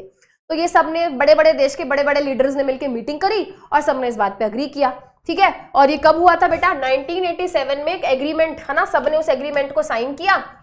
ठीक है, यूनाइटेड नेशंस एनवायरनमेंट प्रोग्राम में ये सब ने बात करी, उन्होंने कहा कि हम फ्रीज कर देंगे, फ्रीज मतलब रोक देंगे प्रोडक्शन ऑफ क्लोरोफ्लोरोकार्बन का प्रोडक्शन हम फ्रीज कर देंगे सो दैट डिप्लीशन ना हो ओजोन लेयर की, है ना। मॉन्ट्रियल क्या है बेटा, मॉन्ट्रियल बेसिकली एक जगह है, ठीक है, कनाडा में, वहां पे ये मीटिंग हुई थी, इसलिए इसका नाम मॉन्ट्रियल प्रोटोकॉल है। ठीक है, चलो अब बेटा इससे क्या कुछ फायदा हुआ, यस। अगर हम 1970s की बात करें बेटा, 1970s की बात करें, देखो बेटा ये जो ओजोन होती है ना बेटा, वायलेट मतलब ब्लूइश वायलेटिश कलर की होती है। तो ये देखो बेटा, ये सिर्फ यहाँ पे इस तरीके से थोड़ी बहुत ये रह गई थी मतलब, और ये सब गायब हो चुकी है ना, सिर्फ इतनी सी दिख रही है। बट जैसे बेटा देखो थोड़ा टाइम बढ़ा है ना, लोगों ने CFCs को लेके थोड़ा एजुकेट वगैरह किया, तो यहाँ पे देखो बेटा अंटार्कटिका से तो बिल्कुल ही बहुत पतली हो गई थी, अंटार्कटिका पे तो ओजोन लेयर बहुत थिन हो गई थी बेटा, है ना। 1989 में देखो बेटा काफी क्या हुई है, देखो बेटर हो गई, यहाँ पे आपको कितनी कम दिख रही है, यहाँ पे काफी ज्यादा दिख रही है ना। तो देखो बेटा धीरे धीरे क्या हो रहा है, स्थिति सुधर रही है ना, स्थिति सुधर रही है, हील हो रही है। ठीक है, चलिए, which of the following is not related to ozone layer depletion, ozone layer से डिप्लीशन से क्या रिलेटेड नहीं है। देखो बेटा कैटरैक्ट, स्किन कैंसर, कैटरैक्ट हो गया, स्किन कैंसर हो गया, सनबर्न हो गया, सब यूवी रेस की वजह से है। ट्यूबरकुलोसिस भाई टीबी तो बैक्टीरिया की वजह से होता है, इसमें बेचारी अल्ट्रावायलेट रेस को बदनाम ना किया जाए। तो आंसर यहाँ पे क्या होगा, आंसर यहाँ पे होगा ट्यूबरकुलोसिस। ठीक है, चलिए बेटा जो अभी हमने पढ़ा फटाफट से देखते हैं एनसीईआरटी क्या कह रही है, बहुत ही सिंपल सा टॉपिक है। ओजोन क्या है बेटा, एक मॉलिक्यूल है जो 3 एटम ऑफ ऑक्सीजन से मिलकर बना होता है। ठीक है, O2 मतलब नॉर्मल ऑक्सीजन, ये हमारे सारे ऑर्गेनिजम्स के लिए एरोबिक रेस्पिरेशन जो करते हैं उनके लिए जरूरी है। ओजोन जो है बेटा एक डेडली पॉइजन है, ठीक है, बेसिकली एक तरीके का पॉइजनस गैस है, बट ऊपर स्ट्रेटोस्फेयर में ये हमारे लिए अच्छा काम कर रही है। ठीक है, जो एटमॉस्फेयर में बेटा ओजोन एक बहुत ही एसेंशियल फंक्शन परफॉर्म करती है, ये शील्ड करती है हमारे अर्थ के सरफेस को, अल्ट्रावायलेट रेस से क्या करती है, बचाती है। ये क्या है बेटा, हाईली डैमेजिंग होती है यूवी रेस, ये स्किन कैंसर करती है। ह्यूमन बींग्स जो है, ठीक है, ह्यूमन बींग्स को इससे बचना चाहिए। ओजोन जो है बेटा हायर लेवल पे एटमॉस्फेयर में किसकी वजह से बनती है, ये रहा रिएक्शन, ऑक्सीजन यूवी रेस की वजह से टूटता है, ऑक्सीजन अलग, ये इसके साथ रिएक्ट करेगा और जब ये इसके साथ रिएक्ट करेगा तो ऑक्सीजन O3 बन जाएगी। ठीक है, उसने उसी चीज को बेटा यहाँ पे क्या किया है, एक्सप्लेन किया है कि यूवी क्या करता है बेटा, यूवी एक्ट करता है ऑक्सीजन के ऊपर। ठीक है, हायर एनर्जी जो होती है यूवी के रेडिएशन, उसकी वजह से स्प्लिट हो जाता है ऑक्सीजन का मॉलिक्यूल और 2 फ्री ऑक्सीजन के एटम्स अलग हो जाते हैं। ये एटम क्या करते हैं बेटा, दोबारा किसी मॉलिक्यूलर ऑक्सीजन के साथ रिएक्ट करते हैं और O3 बनाते हैं। ठीक है, चलिए अब वो कह रहा है जो अमाउंट है ऑक्सीजन, अमाउंट है जो बेटा किसका, ओजोन का, वो 1980s में 1970s में काफी क्या हो गया था, ड्रॉप हो गया था। इसको लिंक किया जाता है किससे, कुछ केमिकल्स जिनका नाम है क्लोरोफ्लोरोकार्बन, ये कारण बने बेटा उस टाइम पे। ये किस में यूज होते हैं, रेफ्रिजरेटर्स में, फायर एक्सटिंग्विशर्स में, एसीज में यूज होते हैं। 1987 में क्या हुआ बेटा, UNEP, ठीक है, UNEP प्रोग्राम हुआ जहाँ पे एक एग्रीमेंट किया कि अब हम CFC के जो प्रोडक्शन है उसको हम क्या कर देंगे, फ्रीज करेंगे, अब हम नहीं करेंगे। ठीक है, और उसके अलावा बेटा अब से बेटा कंपनीज में ये मैंडेटरी, मतलब इस प्रोटोकॉल के बाद मैंडेटरी कर दिया गया कि उनको CFC फ्री रेफ्रिजरेटर्स बनाते हैं, मतलब यानी कि CFC यूज नहीं करने, और थ्रू आउट द वर्ल्ड बेटा ये चीज लागू करी गई। ठीक है, अब आ जाते हैं बेटा हमारे बिल्कुल आखिरी टॉपिक पे, जिसका नाम है managing the garbage we produce. बहुत गार्बेज है भाई, बहुत कूड़ा है ना। अब इतने सारे गार्बेज को कैसे हम क्या करें, मैनेज करें। करो भाई करो, कोई और ऑप्शन नहीं है तुम्हारे पास, क्योंकि ये गार्बेज बेटा हमारे लिए एक बहुत ही बड़ा सोर्स है किस चीज का, बीमारियों का। बहुत सारी बीमारियां फैलती हैं बेटा इस कूड़े से, इस कचरे से, इस प्लास्टिक से। तो we need to manage all the waste. अब जब हम वेस्ट की बात करते हैं तो वेस्ट दो तरीके का है ना, छोटी क्लासेस में पढ़ के आए हो तुम, बायोडिग्रेडेबल, नॉन बायोडिग्रेडेबल। जो डिकम्पोज हो जाए, माइक्रो ऑर्गेनिज्म जिसको डिकम्पोज कर सके वो हो गया बायोडिग्रेडेबल, जो डिकम्पोज ना हो सके वो हो गया नॉन बायोडिग्रेडेबल, राइट। अब बेटा बायोडिग्रेडेबल फिर भी हमारे एनवायरमेंट के लिए सेफ है ना। जैसे कि भाई अगर हम बात करें है ना, फ्रूट पील्स, वेजिटेबल पील्स है ना, और कॉटन है, पेपर है, ये क्या है, थोड़े टाइम बाद डिकम्पोज हो जाता है। बट अगर हम नॉन बायोडिग्रेडेबल की बात करें बेटा, ये क्या है, ये सब मैनमेड सब्सटेंसेस है, सिंथेटिक सब्सटेंसेस है, प्लास्टिक वगैरह है। ये अच्छी चीज नहीं है बेटा, हमारे एनवायरमेंट के लिए सेफ नहीं है। It is not safe for environment, because ये पड़े रहते हैं, ये डिकम्पोज नहीं होते, तो ये क्या करते हैं बेटा, पोल्यूशन कॉज करते हैं। ठीक है, उसके अलावा बेटा ये नेचुरल सब्सटेंस से मिलके बने होते हैं, ये सिंथेटिक सब्सटेंस से मिलके बने होते हैं, तभी तो डिकम्पोज नहीं कर पाते माइक्रो ऑर्गेनिजम्स। ठीक है, ये हमारे एनवायरमेंट में कम टाइम के लिए पड़ा रहता है। मान लो बेटा कोई डेड बॉडी है किसी एनिमल की, वेस्ट तो है ही, अब वो थोड़े टाइम बाद डिकम्पोज हो जाएगी। बट बेटा कोई प्लास्टिक का बड़ा सा कोई बॉक्स है बेटा, वो पड़ा रहेगा, वो डिकम्पोज नहीं होगा, राइट। वो बहुत लंबे टाइम तक क्या करता है बेटा, परसिस्ट करता है, 10,000 साल लग जाएंगे जी। ठीक है, चलो उसके अलावा बेटा कुछ एग्जाम्पल्स देख लेते हैं। ठीक है, वूल है, पेपर है, फ्रूट, वेजिटेबल पील्स, वुड वगैरह, ये सब क्या है बेटा, बायोडिग्रेडेबल वेस्ट है। नॉन बायोडिग्रेडेबल वेस्ट में बेटा एल्यूमिनियम की कैन्स आ गई, आयरन नेल्स आ गई, सिल्वर फॉयल पेपर, DDT। ओ भाई बहुत इंपॉर्टेंट पॉइंट, हमने बायोमैग्निफिकेशन पढ़ा था, यस मैम। हमने बात करी थी कुछ इंसेक्टिसाइड्स, पेस्टिसाइड्स होते हैं, यस, ठीक है, और ये नॉन बायोडिग्रेडेबल होते हैं जो हमारी बॉडी में इकट्ठे हो जाते हैं, यस। उसमें ही बेटा एक इंसेक्टिसाइड का एग्जाम्पल है जिसका नाम है DDT। ठीक है, DDT एक हार्मफुल इंसेक्टिसाइड है, आपकी बॉडी में जाएगा, बायो एक्यूमुलेट हो जाएगा। ठीक है, और नॉन बायोडिग्रेडेबल है। रेडियो एक्टिव वेस्ट, ये क्या है बेटा, कुछ क्या है, एग्जाम्पल्स है। अब हमें क्या करना है, हमको वेस्ट को मैनेज करना है। वेस्ट चाहे कैसा भी हो, बायोडिग्रेडेबल हो या नॉन बायोडिग्रेडेबल है तो वेस्ट ही, उसको मैनेज करना है। हम क्या कर सकते हैं, ठीक है बेटा। आप कहोगे मैम ये तो एनसीईआरटी में कहीं लिखा ही नहीं हुआ बेटा, वो है ना एक्टिविटी है जो ब्लू बॉक्स में, वहां लिखा हुआ है ये सब, है ना, वहां लिखा हुआ है, उसी का क्या है बेटा, ये कंसाइज फॉर्म है, उसी का कंसाइज फॉर्म है। चलो जल्दी से सुनो, फिर जल्दी से हम क्लास खत्म करते हैं। हम क्या कर सकते हैं बेटा, जो भी बायोडिग्रेडेबल वेस्ट है उसका कंपोस्ट बना सकते हैं। कंपोस्ट मतलब उसकी खाद बना सकते हैं। हम क्या करेंगे, बड़ा सा गड्ढा लेंगे, उसके अंदर सारा बायोडिग्रेडेबल वेस्ट, जैसे कि है ना, वेजिटेबल पील्स हो गई, फ्रूट पील्स हो गए, बचा हुआ खाना हो गया, मरे हुए पेड़ पौधे हो गए, लकड़ी हो गई, पत्तियां हो गई, इन सबको लेंगे, ये सब वेस्ट है, इनको बड़ा सा गड्ढा बनाएंगे, वहां जाके छोड़ देंगे, इसमें अर्थवर्म वगैरह और वो सब माइक्रो ऑर्गेनिजम्स वगैरह डाल के, है ना, नहीं भी डालोगे तो सॉइल में होते ही हैं, वो धीरे धीरे क्या करेंगे बेटा, वो इसको डिकम्पोज करेंगे और जो हमको मिलेगा प्रोडक्ट वो होगा कंपोस्ट। ठीक है, कंपोस्ट का क्या करें जी, कंपोस्ट बेसिकली क्या है बेटा, मैन्योर ही तो हो गया, खाद हो गया। ठीक है, इस कंपोस्ट को हम बाद में ऐड कर देंगे सॉइल में और ये हमारी प्लांट की ग्रोथ डेवलपमेंट में हेल्प करेगा। वैसे ही बेटा आता है लैंडफिल। अब भाई बहुत सारा वेस्ट है, ऐसे नहीं छोड़ सकते, तो लोग क्या करते हैं भाई, इस तरीके से लंबे लंबे बड़े बड़े गड्ढे बनाते हैं, उस बहुत सारे वेस्ट को गड्ढों में डाल देते हैं, ऊपर से सॉइल डाल देते हैं, सॉइल के ऊपर क्या कर देते हैं बेटा, घास फूस उगा देते हैं, है ना, और लोगों को लगता है वाओ नया पहाड़। दिल्ली में ऐसे बहुत सारे पहाड़ हैं भाई। ठीक है, दिल्ली वालों को पता होगा। ठीक है, दिल्ली का एक हाईवे निकलता है जो चंडीगढ़ है ना, पंजाब साइड, हरियाणा की साइड निकलता है ना, तो वहां जो हाईवे की शुरुआत है ना बेटा, ऐसे पहाड़ से होती है ना, पहाड़ नहीं है बेटा, वो सब कूड़ा है, वो सब कूड़ा है, सब वेस्ट है वो, है ना, बहुत लैंडफिल हो चुकी है वहां पे, लैंडफिल करते करते पहाड़ बन चुका है इतना बड़ा। ठीक है, तो इस तरीके से लैंडफिल किया जाता है, तो ऊपर से इस पे पेड़ पौधे उगा देते हैं, बट नीचे वेस्ट होता है। ठीक है, चलो इसको बोलते हैं लैंडफिल। उसके अलावा बेटा चलो ये तो फिर भी कुछ चीजें हो गई, बायोडिग्रेडेबल चीजें बायो वो हो जाएंगी, डिकम्पोज हो जाएंगी, जो नॉन बायोडिग्रेडेबल होंगी वो पड़ी रहेंगी। बट बेटा बहुत सारा ऐसा वेस्ट है जिसको हम ऐसे पड़ा हुआ नहीं छोड़ सकते।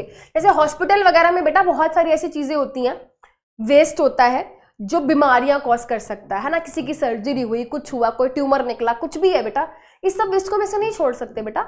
अगर किसी और की बॉडी इसके कांटेक्ट में आएगी तो उसको भी बीमारी हो सकती है, कुछ हो सकता है, मतलब हार्मफुल हो सकता है, बीमारियां फैल सकती हैं। तो हमें इसको क्या करना पड़ेगा, प्रॉपर तरीके से हम उसको डिकम्पोज तो नहीं, इसको हमें क्या करना पड़ेगा, बिल्कुल जलाना पड़ेगा, बट अच्छे तरीके से, ये नहीं कि कहीं पे भी घर के बाहर जला दिया, नो। इसका एक फिनोमिना, एक प्रोसीजर होता है जिसको हम बोलते हैं क्या, इंसिनरेशन। इंसिनरेशन में क्या करते हैं बेटा, वेस्ट सब्सटेंस को हम बर्न कर देते हैं, जला देते हैं। इस तरीके की क्या होती है बेटा, इस तरीके की बड़ी बड़ी मशीन्स होती हैं, उनके अंदर बहुत ही हाई टेम्परेचर में क्या करते हैं, इस वेस्ट को डाल देते हैं बहुत ही हाई टेम्परेचर पे, और बिल्कुल उसका ऐश बना देते हैं। ऐश ही ऐश होगी ऐश ही ऐश होगी, वो वाली ऐश नहीं बेटा, राख, ऐश बना देते हैं ना। तो ये प्रॉपर इसके प्लांट होते हैं जहाँ पे ये सब होता है, ठीक है। उसके अलावा बेटा सीवेज ट्रीटमेंट हो गया, सीवेज वेस्ट हो गया बेटा। हम सबके घर पे टॉयलेट्स हैं, वॉशरूम्स हैं, है ना, हम बहुत सारा वेस्ट बनाते हैं डेली सभी लोग, और ये सारा वेस्ट कहाँ जाता है बेटा, सीवेज में जाता है। अब सीवेज का पानी कहाँ जाएगा, रिवर्स में जाएगा। हम नहीं चाहते कि हमारी रिवर्स खराब हो, क्योंकि रिवर्स में भी तो प्लांट एनिमल्स हैं, तो उसको पहले ट्रीट किया जाता है सीवेज ट्रीटमेंट प्लांट में।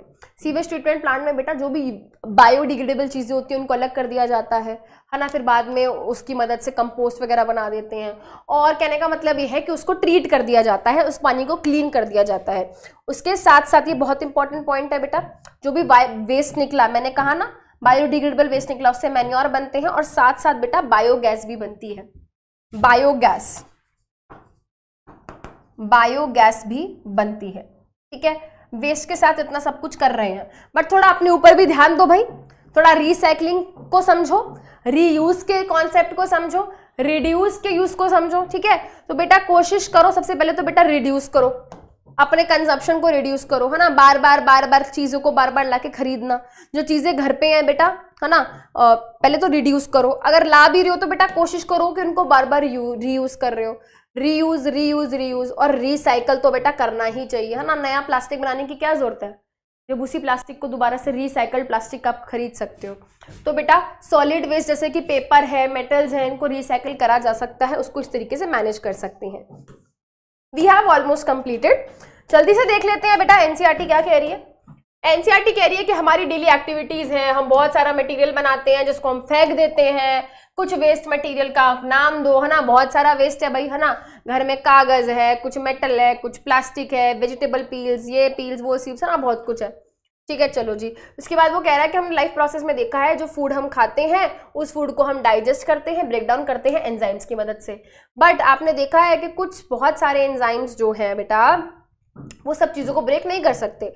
एंजाइम्स जो है बेटा स्पेसिफिक होते हैं, जैसे कि बेटा प्रोटीन को डाइजेस्ट सिर्फ पेप से नहीं करेगा, ट्रिप से नहीं करेगा, लाइपेज नहीं करेगा उसको, है ना। तो हर किसी चीज को तोड़ने के लिए एक स्पेसिफिक एंजाइम प्रेजेंट होता है। एंजाइम सिर्फ अपनी चीज को तोड़ते हैं, बाकी सब चीजों को नहीं तोड़ते, राइट। तो वैसे ही भाई अगर हम बात करें एंजाइम्स की, एक स्पेसिफिक चीज को ब्रेक करने के लिए एक स्पेसिफिक एंजाइम की रिक्वायरमेंट होती है, ठीक है।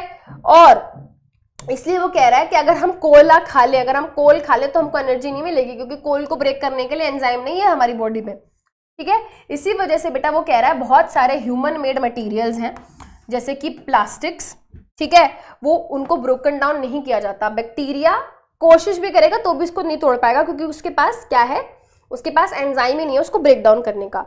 ऐसे मटेरियल्स को बेटा फिजिकल प्रोसेस जैसे कि हीट, प्रेशर वगैरह करके क्या किया जाता है, एनवायरनमेंट से हटाया जाता है, ठीक है। इसलिए उसको लोग जला देते हैं, कर देते हैं, क्योंकि बैक्टीरिया उसको नहीं ब्रेक डाउन कर पाएगा, और ये हमारी इन्वायरमेंट में बहुत ही लंबे टाइम के लिए क्या पड़े रहते हैं, परसिस्ट करते रहते हैं, ठीक है। अब वो ये कह रहा है कि कुछ सब्सटेंसेस बेटा जो ब्रोकन डाउन हो सकते हैं बायोलॉजिकल प्रोसेस से, उनको बायोडिग्रेडेबल बोलते हैं, ठीक है।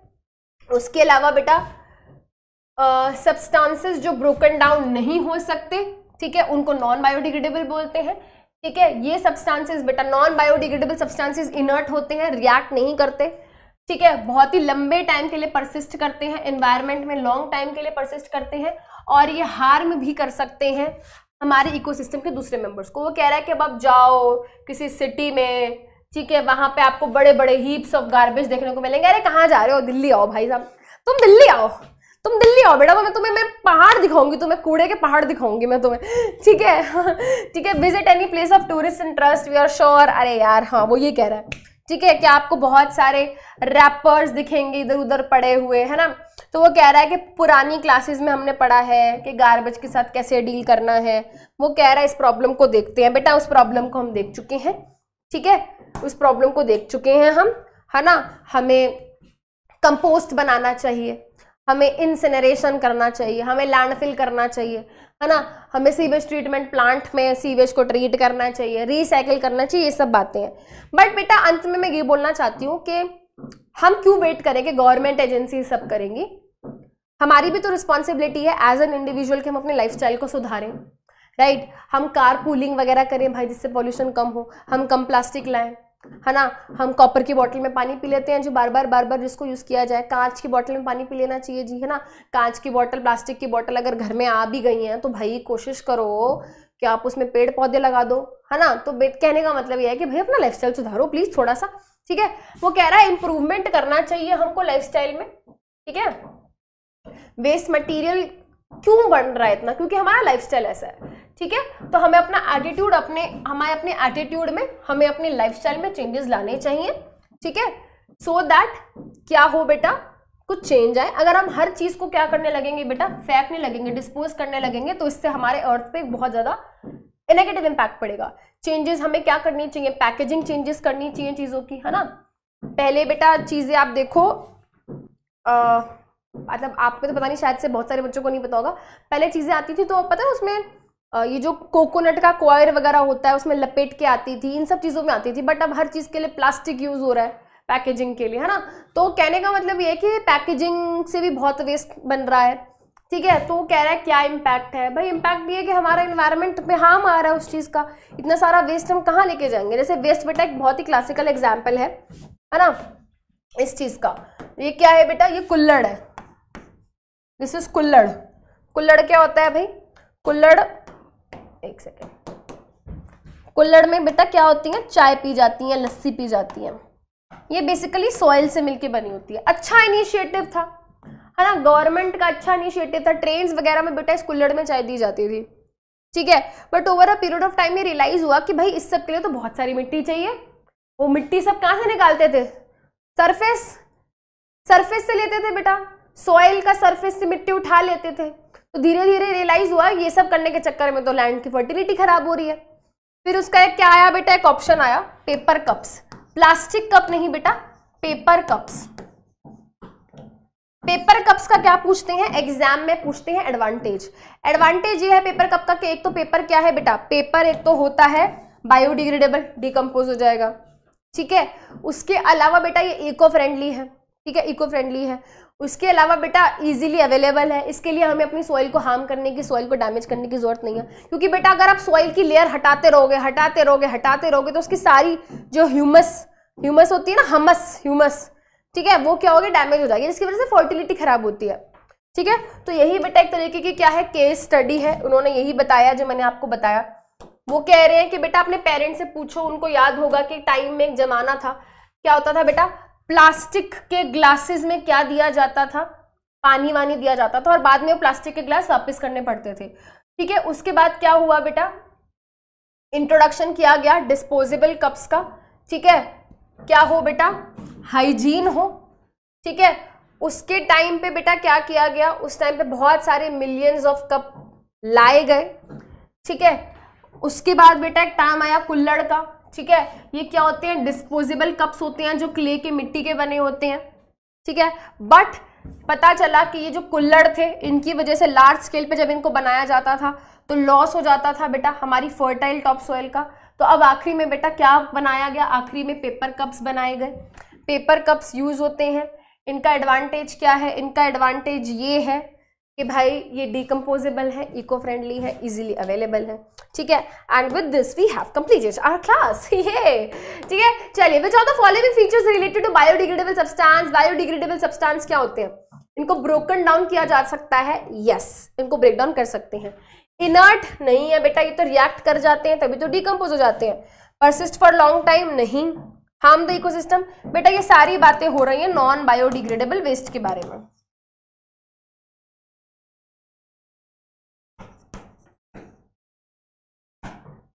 ठीक है, चलिए, which of these will not be decompose, इसमें से क्या चीज डिकम्पोज नहीं होगी, ये आपका है होमवर्क क्वेश्चन। बहुत इजी है, बहुत इजीली बता पाओगे। चैप्टर एक्चुअली में बहुत इजी था, बहुत आराम से हमने पढ़ा ना, 10% लोग बहुत आराम से पढ़ा, बायोमैग्निफिकेशन बहुत आराम से पढ़ा, है ना। तो बेटा देखो, इकोसिस्टम वाला टॉपिक हो सकता है आपके लिए थोड़ा सा नया हो।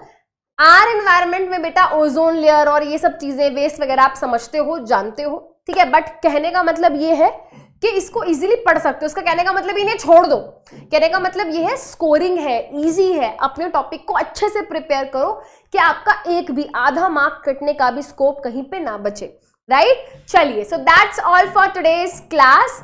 आई होप आप सभी को लेक्चर बहुत अच्छा लगा होगा, तो सनफ्लावर्स बना देना अगर लेक्चर अच्छा लगा हो तो। अब हम मिलेंगे बेटा नेक्स्ट क्लास में। Thank you. अच्छा, इंपॉर्टेंट टॉपिक पूछ रहे थे तो मुझसे ना, क्या आएगा इस चैप्टर में से बेटा? इस चैप्टर में से 10% लॉ आएगा, मैग्निफिकेशन आएगा, 1-2 क्वेश्चन बेटा हो सकता है आपको ओजोन लेयर पे आ जाए, ठीक है। But 10% law and biomagnification most important. या फिर आपको एक्वेरियम वाला क्वेश्चन आ सकता है, जहाँ पे आपको नेचुरल और आर्टिफिशियल इकोसिस्टम में डिफरेंस वगैरह वो पूछ सकता है, राइट। चलिए, या फिर वो वाला क्वेश्चन जिसमें वो था कि क्यों पानी हमको साफ करना चाहिए। तो इस तरीके के क्वेश्चंस बनते हैं। अब हमको आज्ञा दीजिए, चलते हैं हम। Thank you so much, bye bye.